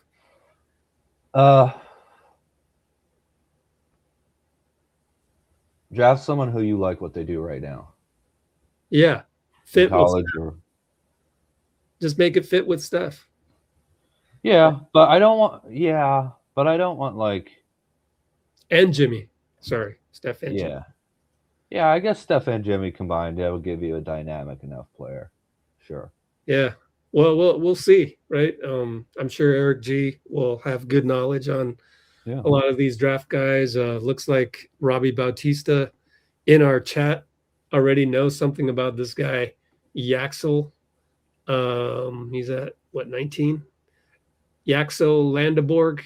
Like, okay, randomly, Robbie knows about some dude. It's kind of cool. Landeborg. 6'10" center. I'm going to resist the temptation of clicking on these guys and doing deep research, because that will happen in the month of June on its own. I already have someone that I saw that I like on there. Okay, go ahead. Since you know. Joshua Jefferson, who's down near the bottom of Tankathon. I think he might be. There he is, 6'9". Okay, I like wings. Senior. Okay. He's a little bit more of a shooter, small ball, big man. But all right. How did you find this guy? at Tankathon, he was listed at 30th. And I was like, this is such a deep draft. Even the 30th pick should be kind of an interesting player. I clicked on I just clicked on his name, watched a YouTube video, and went, wow, you know, it's not too bad for 30th or second round type guy. This again, I think he's at a different position than Tankathon now. But even then, I was like, okay, you know, that's like a legitimately deep draft on even the 30th guy. It could be a great 30th player, and the next, 25 players before him were trash. That happens sometimes, but it really does feel like a very deep draft where we can find some interesting players in this draft. We have to hit on this one. We have to hit on this draft. It's the last one. If you get what I mean. You have to hit on every draft, but yeah. You didn't have to hit on the 2017 draft. You have to hit. It would have been nice. Yeah, I know. Well, it's a little bit of overkill, actually, but Sure. It would have been nice. You want to never play but win a ring? Yeah, sure. Okay. Okay. Well, I'm the only guy on the internet saying this, but out of the lottery picks that everyone on Twitter right now is throwing Joe Lacob under the bus, I think the biggest miss was Moody. And the reason why is because I need to get more AAU people on here, because I would love to, like, even today, oh boy, there's some troll trolling me on Twitter, and he's going back to old tweets and saying, oh, you said this about Denny Avdia, you said this about Wiseman, you said Wiseman was a no-brainer. Yeah, I said Wiseman was a no-brainer because he was a no-brainer at the time. Go ask anybody in the AAU. They were all saying number 1, Ant Edwards, number 2, Wiseman, number 3, LaMelo Ball. And that's your top 3. This year's draft sucks. There's no other person you would pick beyond those top 3. And if you've never been in those AAU gyms, you don't understand like just the dynamic and the culture of that. You're pretty much picking those 3 guys. It just, I don't know how else to explain it. I want to get an AAU guy. You too. That never pans out well. AAU guys who are great in AAU and then don't do anything in college rarely work, except Ant Edwards. And he went to Georgia. You know, it's not like he went to a blue blood. I mean, yeah. I mean, you can say that. Yeah, I mean, you can say that now, but when you're in the moment. Oh, I agree. I saw all the people. If Lacob doesn't draft this guy and make him our Giannis, we should run him out of the Bay. Like, no accountability on the other side, huh? They'll pick anything to complain about. That's the problem with that app. But no, getting back to the actual, analysis of all of this, it's just that there are certain pressures that go on in draft rooms, and like when there's consensus of this guy, and this guy, and you have a top 5 pick, let alone lottery pick, there's so much pressure not to go against consensus and just, draft, Halliburton suddenly at number 2. And like, I would love to see some of these fans get into a draft room and actually stand up and go, no, Joe, I object, and I'm going to stake my life on it. And I've got, 12 other cohorts that have been to AAU games, and they say, yeah, I mean, Eric G's been on here saying that they even went as far as to try and contact their own Warriors people to say, no, don't draft Wiseman. But the problem is if you're not drafting Wiseman at the time, then you're probably drafting LaMelo Ball. And then you go down that rabbit hole of, okay, how are we going to fit him next to Steph? And, he's not very good on the podium with, I think the Warriors put some more weight on that than your average guy. Just look at Moody. And also the other thing that I want to bring in, an AAU guy or somebody who's been in a draft room, like we got Doc Martin, who's on every draft live that we do. Like, when you come in and when you have Jonathan Kuminga and do a workout for you, I mean, you got to be blown away by the freakish athleticism. Then you have the number 7 pick. He's basically dropped because he was supposed to be top 5. And then he kind of drops to you. And I mean, you didn't pick in the top 5. If you were in the top 5, you may have passed on him as well. But now you, like, all of these dynamics, it's so easy to hindsight is 2020 so much on the draft. Like, people don't understand the human element of these things. And to me, if I've been in gyms where a Kuminga type shows up and he just blows your socks off, and you're going, holy smokes, can this guy, can he dribble? Can he just play in a 5-on-5 environment? And you're like, actually, yeah, the tape shows that, even though it's high school tape, it's AAU tape or whatever, he's not doing things that, the 76ers game plan for you on the road with Steph on the court, and they're, or bringing 2 guys to you and stuff like that's not happening in any of this tape. But he was also on the G League Ignite too, with Jalen Green. So he was playing against some pros in the G League and real NBA guys. NBA caliber dudes. So also we got that pick from trading D'Lo to Wiggins to the Timberwolves for Wiggins. So it was sort of found money anyway, And Yeah. At the time, the guy on Twitter that was railing on me, I literally said that I wouldn't pick Avdia because it's funny because he's targeting me. He drew a sword. He's trying to cut me down on Twitter right now. And yet I look back and I go, oh, cool. This just reinforces why I would have picked Kuminga at the time, because I said Avdia didn't have the athleticism that I think our team needs to balance out Steph. Now, the other thing people forget is that we had Clay at the time as well. And we thought everything we did, we envisioned Clay coming back to be 100% and, not expecting like any drop off whereby you're really not expecting him to, hunt for shots and during that stretch. And now we got to bench him and all of that drama. Like no one could have predicted that. But we are picking these draft picks based on like a complete squad. And Wiggins turned out to be an athletic guy that, kind of filled the role and so on and so forth. And, Wiggins became, part of the Jimmy contract. So now Jimmy's not quite that type of player. So now the entire configuration is different. So people can't really see the evolution of getting there. But I'm just saying that basically what I'm saying is when you had the 7th pick in 2021, it's going to be really hard not to pick Kuminga. Now, I know there's reports out there. Steve Kerr wanted Franz Wagner and all of that. And, I discussed this on the last live. It's good to have you here though, Dean. But I just can't blame Lacob for picking the guy that jumps out of the gym as long as he's just not a complete dud. And JK has played pretty good. Like he wasn't a complete dud. And it just becomes a matter of preference. And you're always thinking, how can I mesh this together? But you don't get the benefit of actually having them scrimmage with Steph and, Franz being there with Steph and predicting all these things that the NBA is going to evolve into this or that. And so I think the problem with the Moody pick down lower was that you could have taken a flyer once you had the number 7 down and you're at 14. That's the one where you went super conservative.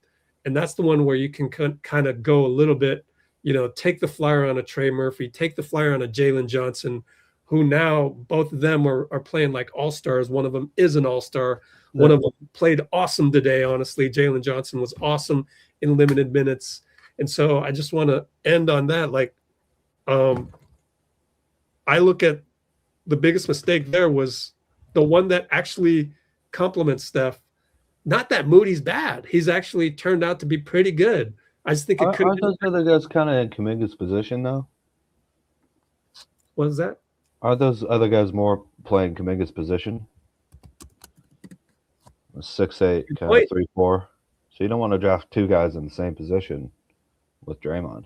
So if you're looking at shooting guards, we kind of got lucky. We got Moody instead of my guy Chris Duarte. I like Chris Duarte a lot, but man, we that would not have worked. Apparently, what happened to him? I have no idea. Or okay, I don't know. Maybe just didn't. Sometimes guys just land on the wrong team too, and it just doesn't work out, and no other team gives them a chance. And but Moody's much more of an NBA player, obviously, than Duarte. So, given that, the mistake to me is Wiseman. I could see that coming from a mile away. I'm sorry, the dude dropped out of college before COVID hit. That was a mistake. But what were you going to do with the number 2 pick then? Probably should have traded it for something. But I'm not sure how many people wanted. Bad draft. Exactly. Bad draft. And what are you trading it out? Trade down and get.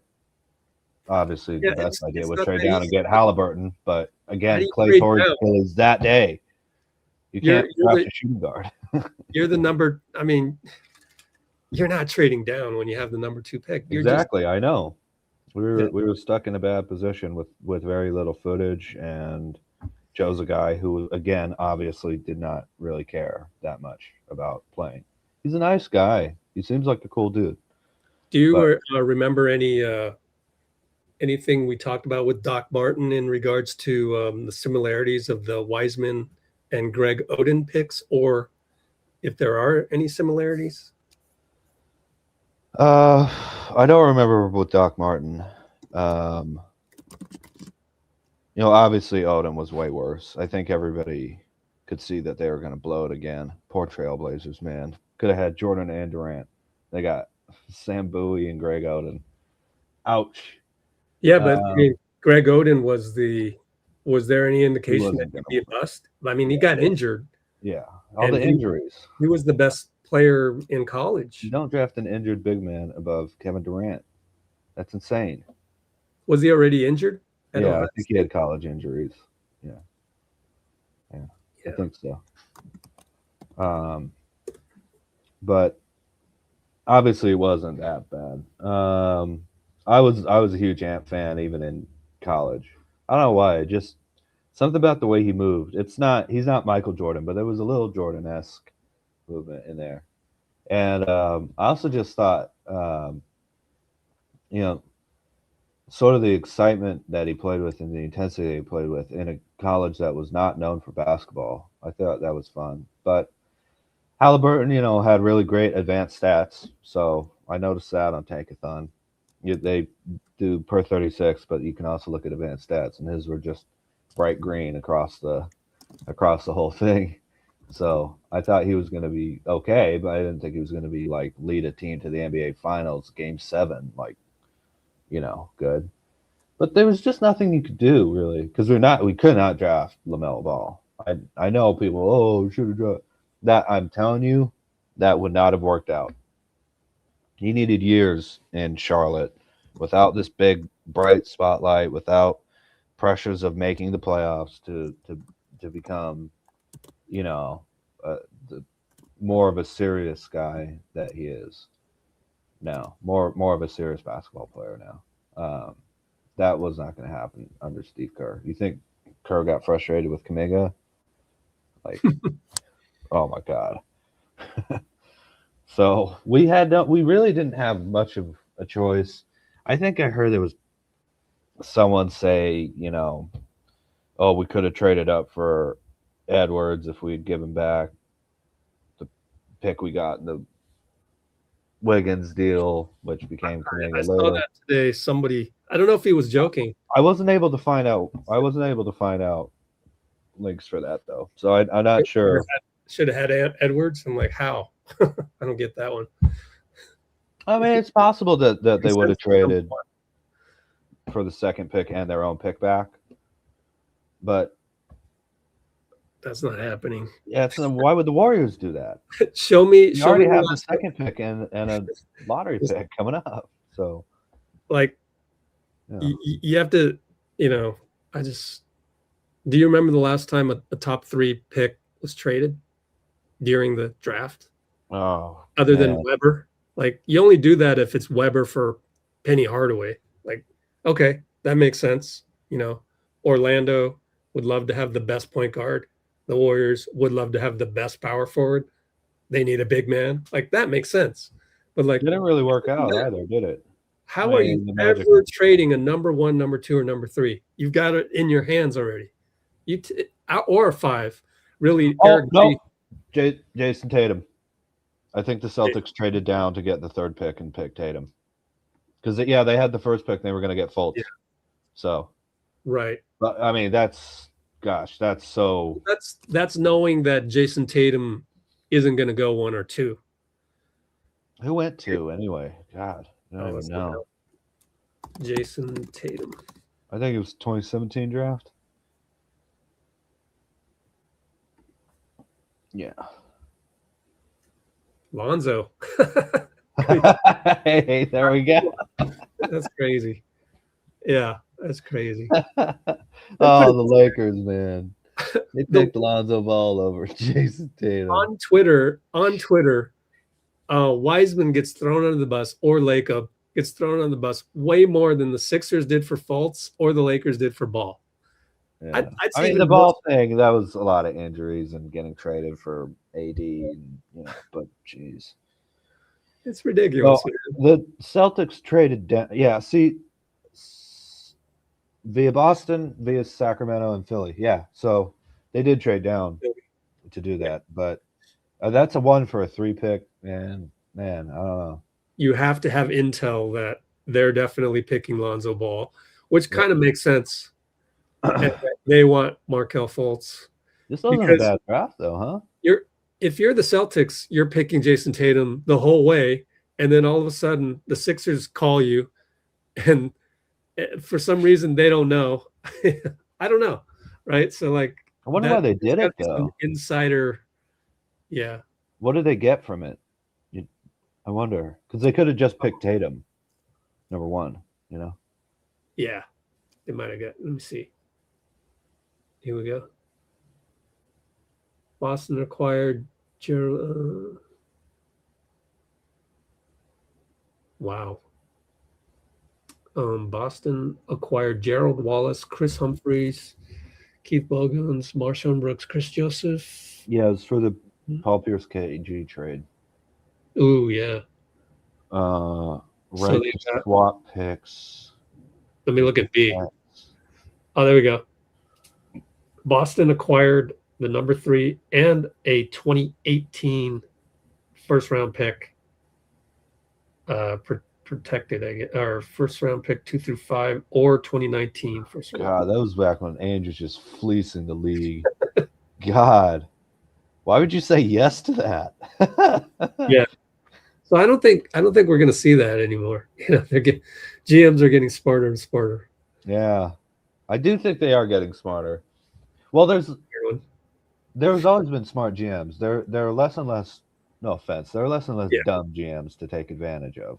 Guys who maybe got their owner's friend or whatever. Mm-hmm.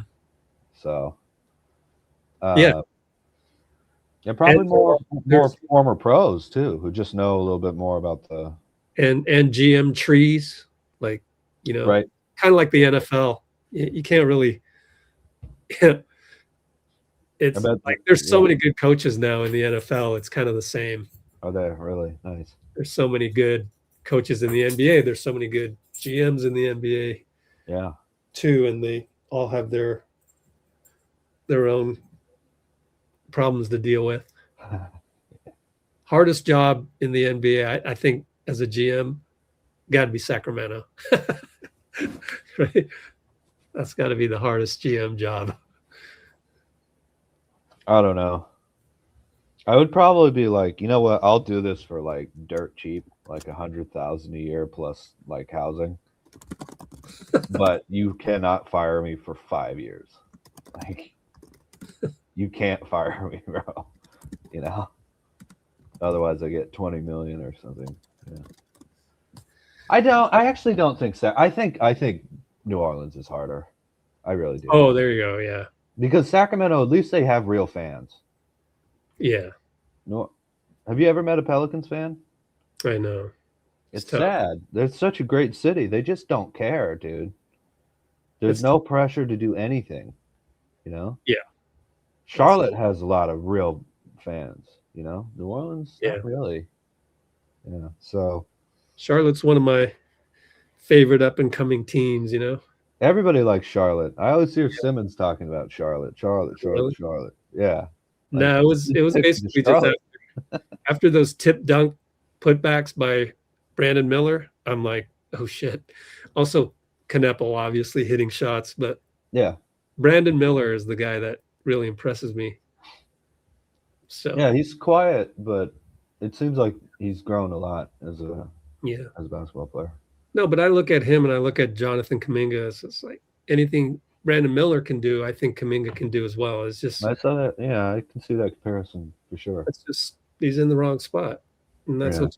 And it's hard. It's hard to Well, it's not anymore. He's in Atlanta with nobody around him to stop him. So go for it. Jalen Johnson and Kuminga on a fast break. Oh my word. Right, Well, Jalen Johnson. That's right. That's right. Yeah. oh, and then we got a a related Twitter thing going on about that, which is total eye roll. So, but we don't talk about those things. We keep it positive here. I Right? don't even know what you are talking about. So Yeah, I'm glad. Believe me, you are lucky. You are blessed to not. Ignorance is bliss. Yeah. I wouldn't even call it ignorance. It's just you have bliss. Yeah, not checking X is bliss. Yeah. A lot of people complaining on there, like Exports, just like I suddenly look at my mentions and some dude is trying to like cut me down. It's just like, well, did I cut you off on the on-ramp the other day? What happened? Like, did I piss you off? Like, he's literally going back to tweets from 6 years ago and saying and doing the old takes exposed thing. It's like, no. There are some people out there that's He just wants your attention, Rich. having good days. Oh man. Yeah. I shouldn't even give him that energy. But okay. So the draft this year might be kind of important to fit with Steph. I still think it's hard to fit with Steph overall. But what would be great is just Porzingis stays healthy somehow. Celebrini a magician. Yep. And we win a first round series, let's say. Then what will be the next thing that Twitter complains about? They'll find something, I'm sure. Wouldn't that be a successful season? Oh yeah, definitely. Yeah, but it won't be for segments of the Warriors fandom, unfortunately. Oh, forget that. That's why we're doing this stuff here. Exactly. So we're trying to. It's hard though, but we're trying to talk about different things. So yeah, we're gonna look at later on when I figure out how to do this think tank thing. We're gonna look at draft picks that might make a difference, not just immediately with Steph, but if Steph, isn't on this team that you envision with this draft pick, according to Eric Yamino of NBADraft.net, can he, score in a non-Steph environment, or can he impact the team that way? And that'd be kind of cool to examine some of these picks for. Well, we have seen some young guys really step up and be able to do some interesting stuff. Obviously QP had sort of a meteoric rise and then has struggled a little bit maybe with just teams having more of a scouting report. But, they'll figure that out, I think. Obviously, Guy, great story. Guy, wow. Gosh, he can do all these things now. Wow, it's great. And those international cats, man. We got to keep Guy. All right. Screenshot, Dean. Ready? 1, 2, 3. Yeah. Got to keep Guy. Thanks. Yeah. Keep Guy. Hashtag. Oh, Sid Cagano. Whatever. He also says, don't forget Brandon Roy, Blazers. Oh, that hurts. Yeah, I love the natural, man, Brandon Roy. But he made the right decision. If it's play a couple more years or be able to walk with your children, time to retire. You know what I mean? So, Poor guy. He was great, man. He was great. 07. Yeah, I remember that. Let me pull up Discord and check if there's anything new on the horizon. But yeah, so we talked about Draymond. We talked about the draft. Oh, do we have VIP commentary? Oh, Dina Gone says Shooting Stars was fun. I missed that completely. Allen Houston, and so they got rid of the skills challenge, and they did the Shooting Stars thing, which I missed.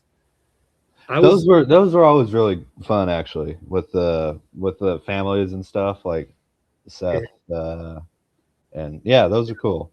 They were saying we need the Curry family because they had the Harpers, Dylan and Ron Harper Jr. and old Ron out there.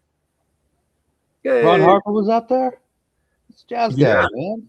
Yeah. My Jazz guy out there. That's great. Oh, he's a Jazz guy? Ron Hart? Wait, maybe I'm Bulls thinking. guy. And Clippers. Oh, Ron Hart. Yeah. Sorry. Yeah. Okay. Oh, Sorry. yeah. Ron Harper's Lakers, Clippers. He won 2 Lakers, titles too. with the Lakers, Rich. Come on, man. Yeah. Yeah, it's in I didn't LA. say it. You I might be didn't say into it, it, but Lakers. That's for you. Here's Siobhan. a random. Here's a random. Do you remember what they were saying about how Clay looked before Achilles? I said I don't remember anything. It's just up, tore his Achilles. Great. Yeah. Again, that was a draft night, man. Oh my god. Oh Talk about a nightmare draft night. yeah. Wiseman's incredible internet connection. He had like the best Wi-Fi of any draft person ever, which is hilarious. Yeah. What'd you say? Wiseman had incredible Wi-Fi. It's like the best Wi-Fi I've ever seen. What does that mean? They were all at home, and all the Oh. other guys had a little lag and stuff. And Wiseman's Wi-Fi was always like crystal clear. It was crazy. And someone brought it up, and I For never what? forgot about it. For the draft, they were all at home. It was COVID. Oh, interesting. Yeah. How did I not know this for the last 6 years? Probably because it doesn't like it's just a meaningless thing that I remember that makes no difference on anything. But someone said it might have been on one of your videos actually. Wiseman has like impeccable Wi-Fi. I was like, you're right, dude. He never lags ever, never. Yeah. It was hilarious. But Well, I hope he's doing all right. You know. oh, Guy he's went through some- really had a rough career, poor guy, man. You know, I kind of Yeah. want to go back and, maybe this offseason, go back and look at some of the tape from 2020. Because I've seen the highlights of the Brooklyn Nets game where he went off. And That it's was like, his first game, I think, wasn't it? I don't think it was his first game, but He was yeah, it second. might have been pretty early. Let's see. Yeah. But yeah, I mean, it's just too bad that didn't translate, and for everyone to just, assume he, like the way they say it, he played bad every single game. Oh no, he played well, but we weren't winning. And then when he didn't play, we were winning a lot more. So that was Look how short this is, man. yeah. 20 games. Yep. And first 20 games was never really that great on the rebounding stuff. No, that's true. 19 points. Looks like average probably, 13 or something. And 3-pointers wasn't a lot. Look at that. 3 for 3 on 3, 25 points against Minnesota. Started out scorching hot though from 3, huh? Hit 5 of his first 6. Is that right? Yeah. Oh yeah, that was his first game, D. No, Yeah. 19 points. Let's see. Maybe there was another one out there. I don't even need to look at the next season, huh? It was all the rookie stuff. No, 22 he didn't play at all and we won the title. So Yeah. he was celebrating too, man. Why not? I'd Go love for to it. know how he ranked with rookies on January 30th. Is there a way to check that on BK Ref? Oh. Like I can click on this and go like this, right? You might be able. Yeah, you could do that. I wonder if That's there's- sick. This is a sick feature. 12 points. Yeah, all I have to do is go look for other rookies for the first 20 games. But Well, anyway. do LaMelo, why not? Do Ant-Man. Ooh, okay. 20 games, right? Yeah, exactly 20 games. It's crazy if you think about it. 13.6, better than Wiseman. 333 on threes. I didn't bother to look at the other stuff. The 3 rebounds, 2 assists, 1 steal. Yeah, he's a guard. Playing with Cat too. So. Let me check Wiseman again.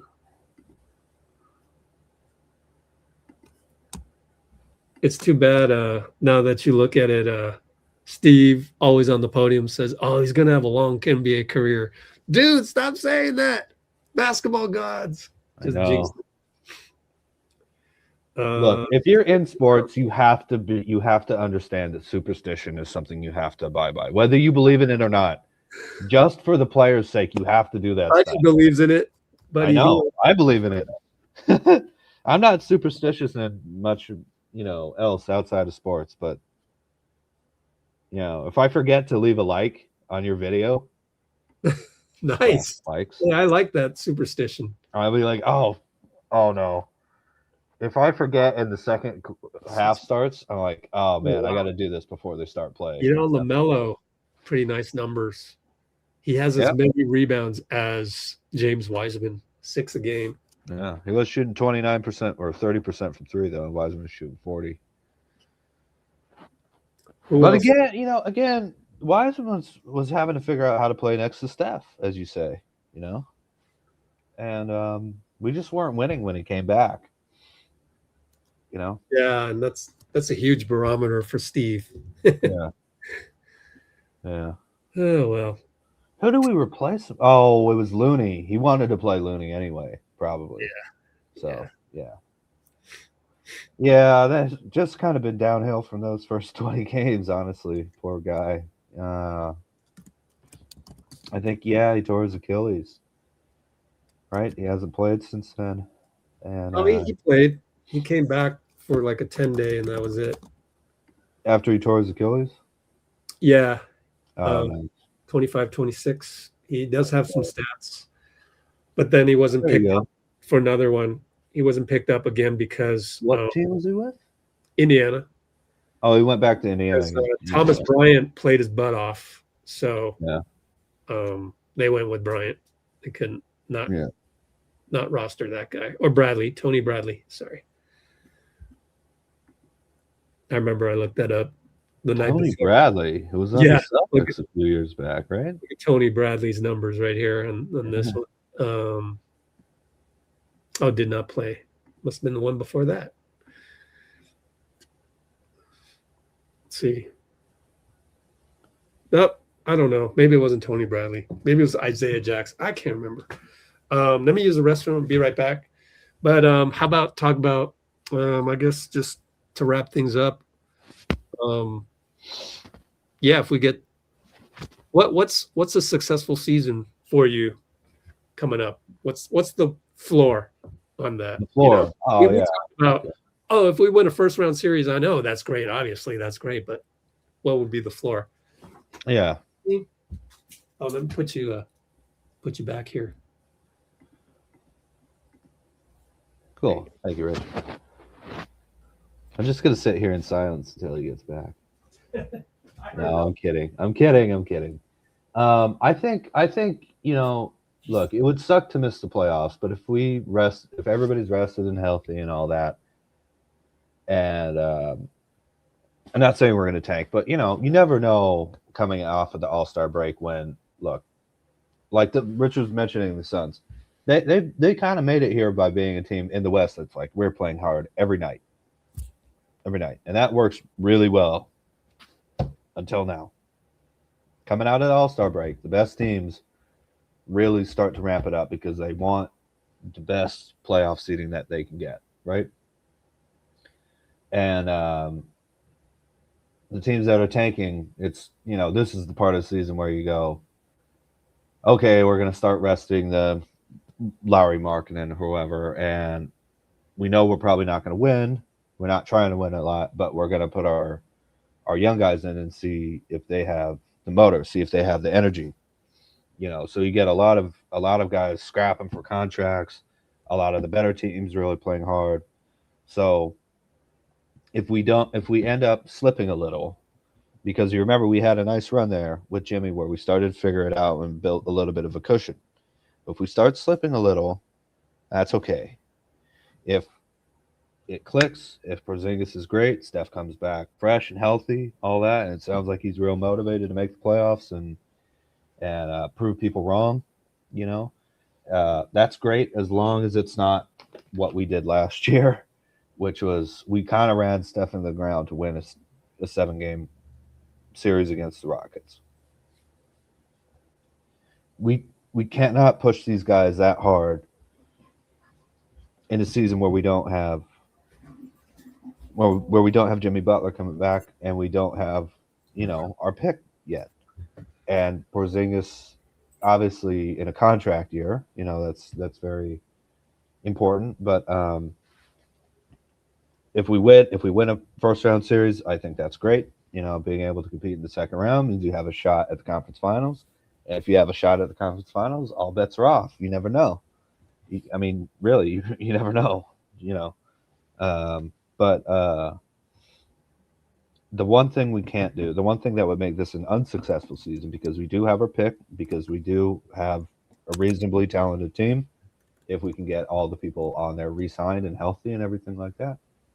The one thing we can't do is push these guys too hard at the end of the season for one series victory. I know it's hard to hear that with Steph being so old, because he's going to be 39 the next time the playoffs roll around.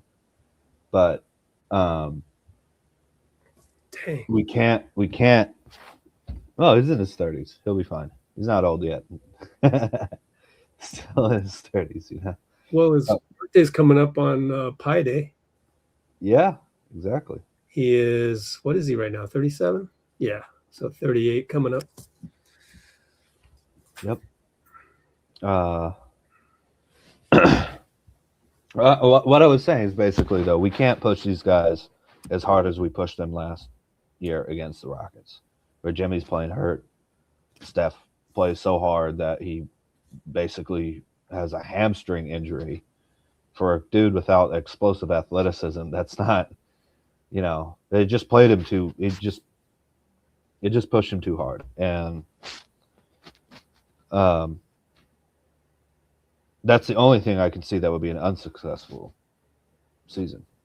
So I don't know if you heard all that, Rich, but what do you think? I'll hear it later.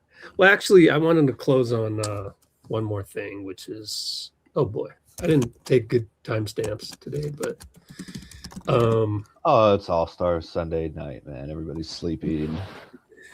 Okay, back to Draymond, which is one of the guys in the thumbnail. How would you? Because I always argue with Percy Bedford in the comments. Yeah, saw that last time. I was a little agitated last time. That's all. I'm in a much better calm state now. No, but Percy will say you got to bring him off the bench. Okay, well, I don't know. What do you think? Right? I mean, I'm not trading him. I'm not going there in the off season. I'm just do whatever I can to keep him. I'd only trade him if there was like some just offer that we couldn't refuse that had something to do with him making $27 million. Okay, now that I've said that, it's just so hard, I think, in real life to say. Well, I honestly haven't thought about it much. Draymond said he's open to it. Yeah. What's your ideal lineup? Well, let's use the Socratic method, okay? We're taking Draymond off the bench. Who starts starting power forward? Right. Horford? I kind of want to take Horford off the bench and start Porzingis. I know. Okay. Yeah. I mean, I don't mean to be like, oh, the conversation is over, but what'd you say? Socratic method rules. Yeah. So on what to do with Draymond rest of season. Yeah. I've thought about it, though. I thought about him coming off as actually sort of the point guard and putting some other taller shooters next to him, But I wasn't even thinking about this year. Honestly, I don't have much of a problem resting Steph and Draymond a little bit. So rest them for all back-to-backs. Let's check how many back-to-backs we got. No, just limit their minutes. You know, it's not even like keep them out. Oh man, I still don't know about that. We need to do the homework at some point, which would be a think tank thing. Oh yeah, yeah. But like, how would you shave the minutes and all of that? I guess there's a way to do it. I just don't know. Because it's always the formula's always been to get Curry to 32. So you're saying get him to, I don't know, 28 or what? And what's the difference, right? If you're gonna do, if you cut 4 minutes every game for 30 games, you know. Do we know that makes a difference? What if it's really, you know, what if I told you that one of the mantras of celebrating was, okay, here's different steps. You're getting your minutes restriction is 24, and then because of the way the human body works, the next step is 32. Of course, I don't know this. Yeah. Just hypothetically. For example, yeah. Yeah. So I'd love to know. Maybe we should get a one of those basketball docs over here. So is the next tier of minutes restriction above 24-32 due to human body dynamics? I never thought about it that way. I always split it up into sixes, maybe eights, because it's easier to divide up.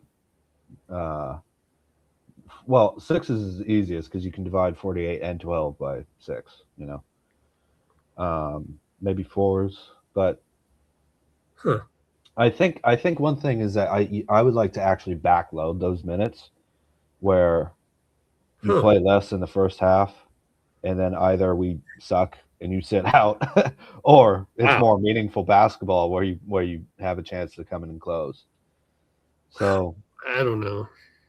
That's just what I just think they've already looked at it, and they've already have their, you know, reasons for doing it. And yeah, I don't know. Well, there's a reason teams load manage guys. It'd be great to look at some other teams' rotations as well, although they're probably not as old. Yeah. So who do maybe you look at? The Clippers, Kawhi. Yeah, they're not good though. But they're trying to win. They're 13th on Tankathon, and they owe their pick to the Thunder. Yeah, but don't you think? I mean, they just traded Harden, so they're not going to be better. You know. Well, yeah, they have no reason to tank, so. They might not be able to stop. Why is averaging 20 minutes? 32. What about the last 5? Oh, it's more than that, isn't it? Yeah. Oh, I don't know how to do this. Let's see.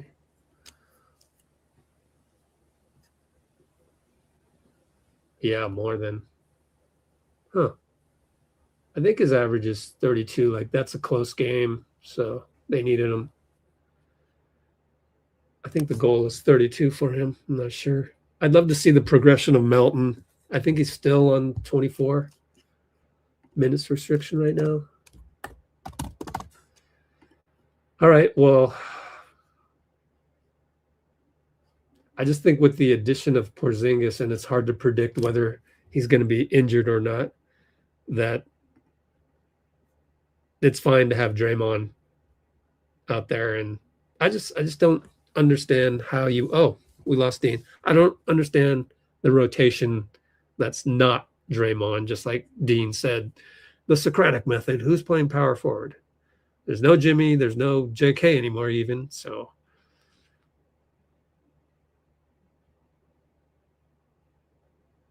Let's see. DeAnthony Melton, 25 minutes. It's like they've allowed him to go a little bit above 24, but not too much. Yeah.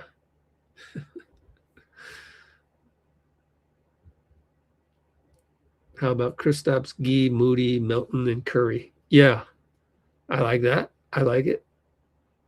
I want to start Melton pretty soon. So we'll see. Yeah. The next, good question. The next Oh, there's Dean. Dean.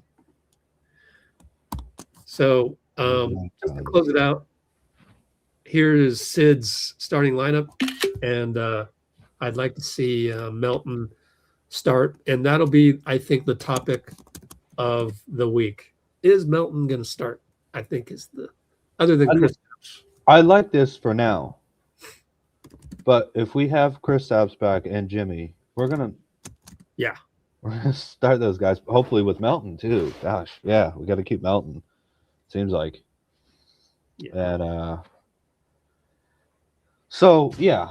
I don't have a problem with that. No, I think you'd have to see the thing with Moody is he's a volume shooter. You need a volume shooter in the modern NBA, I think. With who? Sorry, Moody. Yeah. I was thinking when Jimmy comes back, would you rather start Gee or Moody? And I'm going to go with Moody because he's a volume shooter. Oh, I was thinking Melton. Steph Melton. Melton's a volume shooter as well. KP. Yeah, Melton's. I have Melton as my 2 guard already. So like, wait. I guess the question is, when Jimmy comes back, would you start Draymond? Yeah, you would. Sure. I'm gonna. You have shooting. You have Curry, Melton, and KP with shooting. That's not bad spacing out there. And I think Draymond and Jimmy work really well in terms of that'll be when we have more people on. I could see Moody and Melton is more of the microwave flamethrower guy off the bench. Not saying you bench him, but I hate that. I want to take a guy off the bench versus benching him. It's not the same thing. You know, we're not saying bench Draymond, like stop playing him. It's more of the 6-man type, second unit. It's not like Kuminga. Oh my God. Oh, I hope he kills it on the Hawks, man. I know, right? I really do. Just to prove all these mean people wrong, Okay, so you next season, if everybody's healthy, next February, and everybody's healthy and they're conditioned right and they're playing optimum, you go with Steph, Melton, Jimmy, Draymond, Kristaps. I think so. I could see Moody being in there. I could see Gee being in there at small forward and shifting Jimmy down to the 2. Well, that's what I was saying. I'd rather have Moody than Gee if I had to choose. But no, overall, I would bring Draymond off the bench. You would? I would have Jimmy start. Well, you know what? It's crazy. If I was using this as a video game, I would definitely have Draymond off the bench against let's go look at the teams. Draymond comes off the bench against all these guys on the bottom other than Dallas. Against the Brooklyn Nets, the Pelicans. No, but seriously, let's see. If I had to choose, it's the playoffs, 400 days from now. It would be hard to not start Draymond in a playoff game. Sorry, I take it back. But wait a minute, what would our bench be? Yeah, I know. We're speculating like crazy right now, but yeah. Oh, well, we're not supposed to be doing this right now, but yeah. Oh yeah. It's not bad though, is it? 2027. Let's say it is Gee instead of Dre. No. Well, I think it's the playoff. Richard, Melton. Okay. The other question really is Dre Horford. That's not too bad. Can you start Draymond only in the playoffs? Is that doable? Do the Iguodala take him off the bench all season and start him in the playoffs? Yeah. Why not? I honestly don't think he'd be that against it. Right. Which is great. It's cool having that. Yeah, grow some balls, Steve. Yeah, and a womb. All right. Well, we've been on for over 2 hours, so thanks for joining us, Dean. I think we good to be on, man. Did our service. Everybody thought the All-Star game was pretty good. Yeah, I'm surprised. Well done, NBA, man. Actually, meh was more percentage than good, which is weird. Isn't that a weird poll result there, Dean? It's crazy. Look, as long as listen, man, if the media is happy, people will change their minds and be a little bit more excited for the All-Star game. I thought it was fun. Yeah. I thought it was really watchable. Yeah. So if you get more people on, if you get inside the NBA and ESPN and all those type of people be like, that was actually really exciting. We have higher expectations next. You know, that's how you build up a little bit of pressure on the players to really care. You know, and Luka and Jokic, man, I didn't watch, but I can tell that they did not care at all. They never care. Oh, one time, try and win the MVP. Just one time. You know? Why not? We got to build some pressure on those guys. But I'm happy, you know? How was the 3-point contest, by the way? Was it good? Actually, I didn't watch it. I didn't watch it, but I think it's, you know, Dame, obviously. I thought he came back because I saw somebody's behind the scenes video, which I put in the video for Saturday night, where the announcer was going, need to make this to stay alive. And this was like in the middle. He's in the middle of his in the middle rack. So I think Dame sort of came back, or maybe that was just one of the he wanted rehabbing his Achilles, man. That's crazy. I know, it's nuts. But Steph did say, just, you know, news announcement per our Discord. If you go to the Discord, he did say, if you go to the Steph section, he's going to try and get Clay. Him and Dame already agreed. They're going to do the 3-point contests next year, assuming they're allowed to. Yeah. And I forget where it is, but it's in here somewhere. Phoenix. Here, let me look at search on Steph, but it's on Clay. Yeah. Steph Curry says he'll do the 3-point contest. 100% already scheduled. We're going to bring some people. Me, Dame. I'm trying to get Clay, Devin Booker. Sabrina. So, I hope that. Yeah. I was looking back. I was thinking back at previous All-Stars, and it was like, the thing that stands out to me is the Sabrina versus Steph 3-point shootout. I mean, other than Steph hitting 16 threes in that one, which was an ugly game, but yeah, the Sabrina one really stood out as an event. She shot those with men's basketballs, right? You know, I can't remember. I think she did. Did Sabrina Ionescu shoot with men's basketball in 3-point shootout versus Steph? See if you're right, Dean. Use the WNBA basketball. It's AI. Look at the clip. That's how I remember it, though. Landmark 3.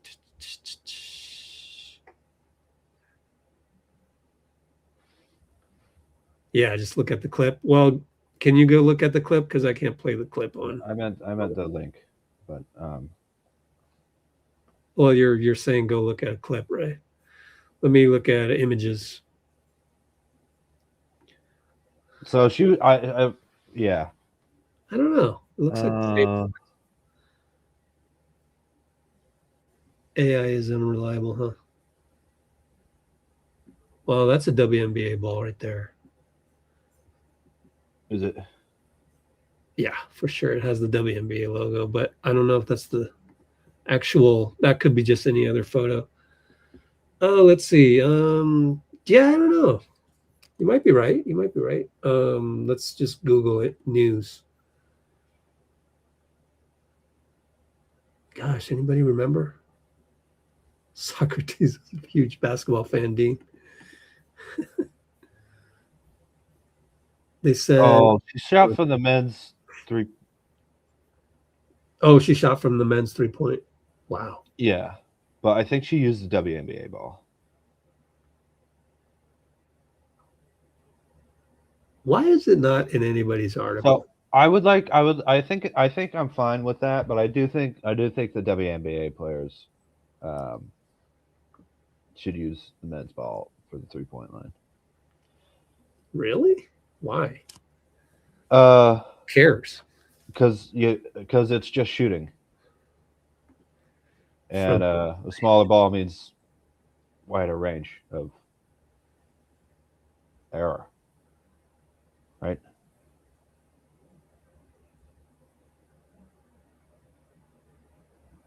I don't know. Well, yeah, if it's smaller, you have more wiggle room to make a shot.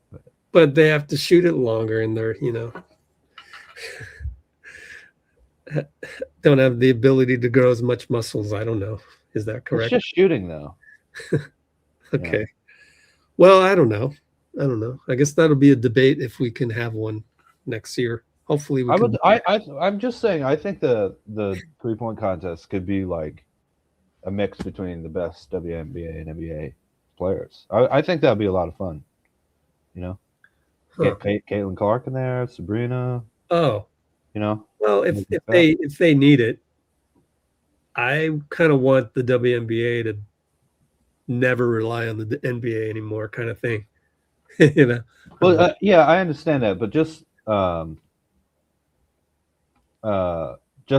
to showcase, look, the best part of the NBA All-Star game has been the 3-point shooting contest continuously for years now. But not this year, though. See? Maybe not this year, but it normally has been the highest quality one, because it's just race against the clock, who make or miss. So it's a bit like watching a little bit more athletic form of darts. A little bit less beer drinking between the rounds. Well, me and DB are going to disagree with you on that one. So yeah. Anyways, I'm not willing to die on that hill. I hope we get to debate this. I mean, I don't mind, but I also understand if the women decide, no, we're just let the men be the men, and we're gonna have our own. And if you guys want to tune into the WNBA 3-point shootout All-Star weekend, then come and see us. That kind of thing. But yeah, so it's, July 25th at the United Center in Chicago is the WNBA All-Star game this year, by the way. Yes, that's if they get an agreement set in place. Oh, that's right. Yeah, they got the whole. Yeah. Hope. Fingers crossed. I think they'd have to move that one back. Yeah, fingers crossed. But at the same time, I kind of want the WNBA and Adam Silver, to a degree, to kind of feel some pain. I want them to I want to see a little bit of fear. Well, let's try and build the WNBA into a league where they don't have to play year round elsewhere. Yeah, you know what I mean? Yeah. I mean, look, I'm not saying they should be paid NBA money, because they don't make that money. They don't make the same money as the NBA. They should be more well paid, though, than every other women's league in the world, because it's the highest caliber. Yeah, it's different though, because every country has its own. Yeah, well, forget those other countries. This is basketball, man. We have the best league. I get you, but but I think it's going to come down to the agreement of up until this whole time, the NBA has been funding the WNBA. Sure. And so how do you manage that? And that's not easy. And so I do think it's going to be a work stoppage, because that's complicated. But I'm also the guy that says it's okay to be complicated. Life is complicated. Yeah. So it takes time, and it's like I go back to Rashomon. It's like everybody has their own perspective on things, and most times the perspective is understandable. So yeah, but that goes for all this other drama that we have. What did you say, Rashomon? Who? Yeah, I say that only I've never seen the movie. I've just read about it. But Rashomon is made by the famous Japanese director. I can't remember his name, but it's like a classic movie where it's a story is told from one point of view, then another person's point of view, and then the other point of view, so that you get to see how the same Kurosawa, right? plot of the movie unfolds based on different. The only reason I know that is because the Star Wars miniseries on Disney Plus, that one, I forgot what it was. The Old Republic or something like that. Yeah. And then they had a thing where it was like they borrowed from Rashomon, where like the Jedi had to like kill this other like group of, force sensitive people, and why would they do that? And it looks so terrible at the end of it. But then you look at everybody's point of view of it, and it just kind of makes sense. It's like, oh, yeah. But yeah, so that's what I like to do with the Warrior stuff too, because it's reflected in life a lot. Yeah. Oh, that's cool. That's cool. All right, Dean. Well, yeah, I got to figure out this think tank thing, and we'll figure it out. And we'll see what happens. I think it'll be somewhat like the summit, and cool. kind of like a cohort, a think tank group, of kind of a more exclusive club, because I got to respect your time as well. We talk a lot about stuff, but it'd be good to have different points of view as well. And as long as people aren't there trying to be right, or really deep down inside they're just complaining like they do on the other app, that I just really don't have time for. We're trying to find more people like myself, Dean, Sid, DVDV, Bruce, and but more, and yeah, of course, see what they say, and let's just figure out some things together, like how much should we offer Draymond as an extension package? Not us, Lacob. How much should Lacob? Yeah, unless you guys want to make a big donation. We pretend we're Lacob for a minute. It's fun. Yeah, I know, it's the most fun. It's the most fun way to go about it, really. Thank you. Yeah, well, I mean, look, it's like there are those video games. I think it's more thank you, soccer, but it's like My Manager or something like that. What is that? I'll try and find it out. It's like video games where you are the strategist. Yeah, you're the manager. Okay. They Ultimate Soccer Manager. Yeah.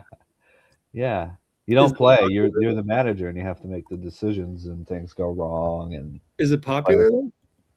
Yeah, it was pretty popular when I was. Oh, okay. Yeah. Again, it's more popular in places that play a lot more soccer, but. Gotcha. Cool. Yeah. All right. Yeah. Thanks, Dean. Yeah. Are you going to be around coming up? I have no idea. Oh, okay. Maybe.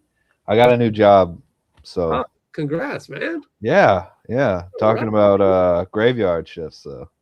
Oh man, ouch. Nah, it's more my hours anyway. But you working at a graveyard? No. Although that would be peaceful, mostly. Would it? Unless you get a knock on the door and you don't know where it's coming from. Yeah. As long as they don't start knocking upward. No, it's at a gas station. But oh boy. If I start making enough, it's cool. What do you worry about the safety of that, but I worry about the safety. You lock the doors and stuff. Okay, it's not that bad. But if I start making a little bit more money consistently, I might be able to get my national TV games back, so I can watch more. I can watch more Warriors games, and so I'm excited about that, because I really haven't had the time or the money to be able to watch as much as I'd like to. But yeah, so hopefully, man, we SID looks like. Hey, thank you. And I just read the pause part. We're trying to talk and read comments at the same time. I didn't get to the pause part. That was funny. That's why I said basketballs. You sick effing. Oh God. All right. Always the jokes on here, man. Well, you have to say pause. I mean, it's all right. Thanks, everybody. for joining us. I'm gonna Live with the uncomfortability, man. cut this up and put it in a podcast, and hopefully some people will listen to it. But yeah, thanks. Next live is I'll go live on Tuesday just to bridge the gap between now and the game on Thursday. So I'll check with you, Dean, on that, and don't worry if you can't make it, but let's just call it, I don't know, 7:45 p.m. Tuesday to talk to. Actually, we'll have practice by then to cover practice and look ahead to Thursday game. And just us, and oh boy, I need to do that too. Maybe I can do that tomorrow, is come up with a new outro. Yeah. Put Rashomon in it, man. Yeah. Why not? Try. Thanks, Dean. Thank you, Rich. Thanks, everybody, DV and Sid. And we'll see you soon, Tuesday. Take care, everybody. All right. Latte.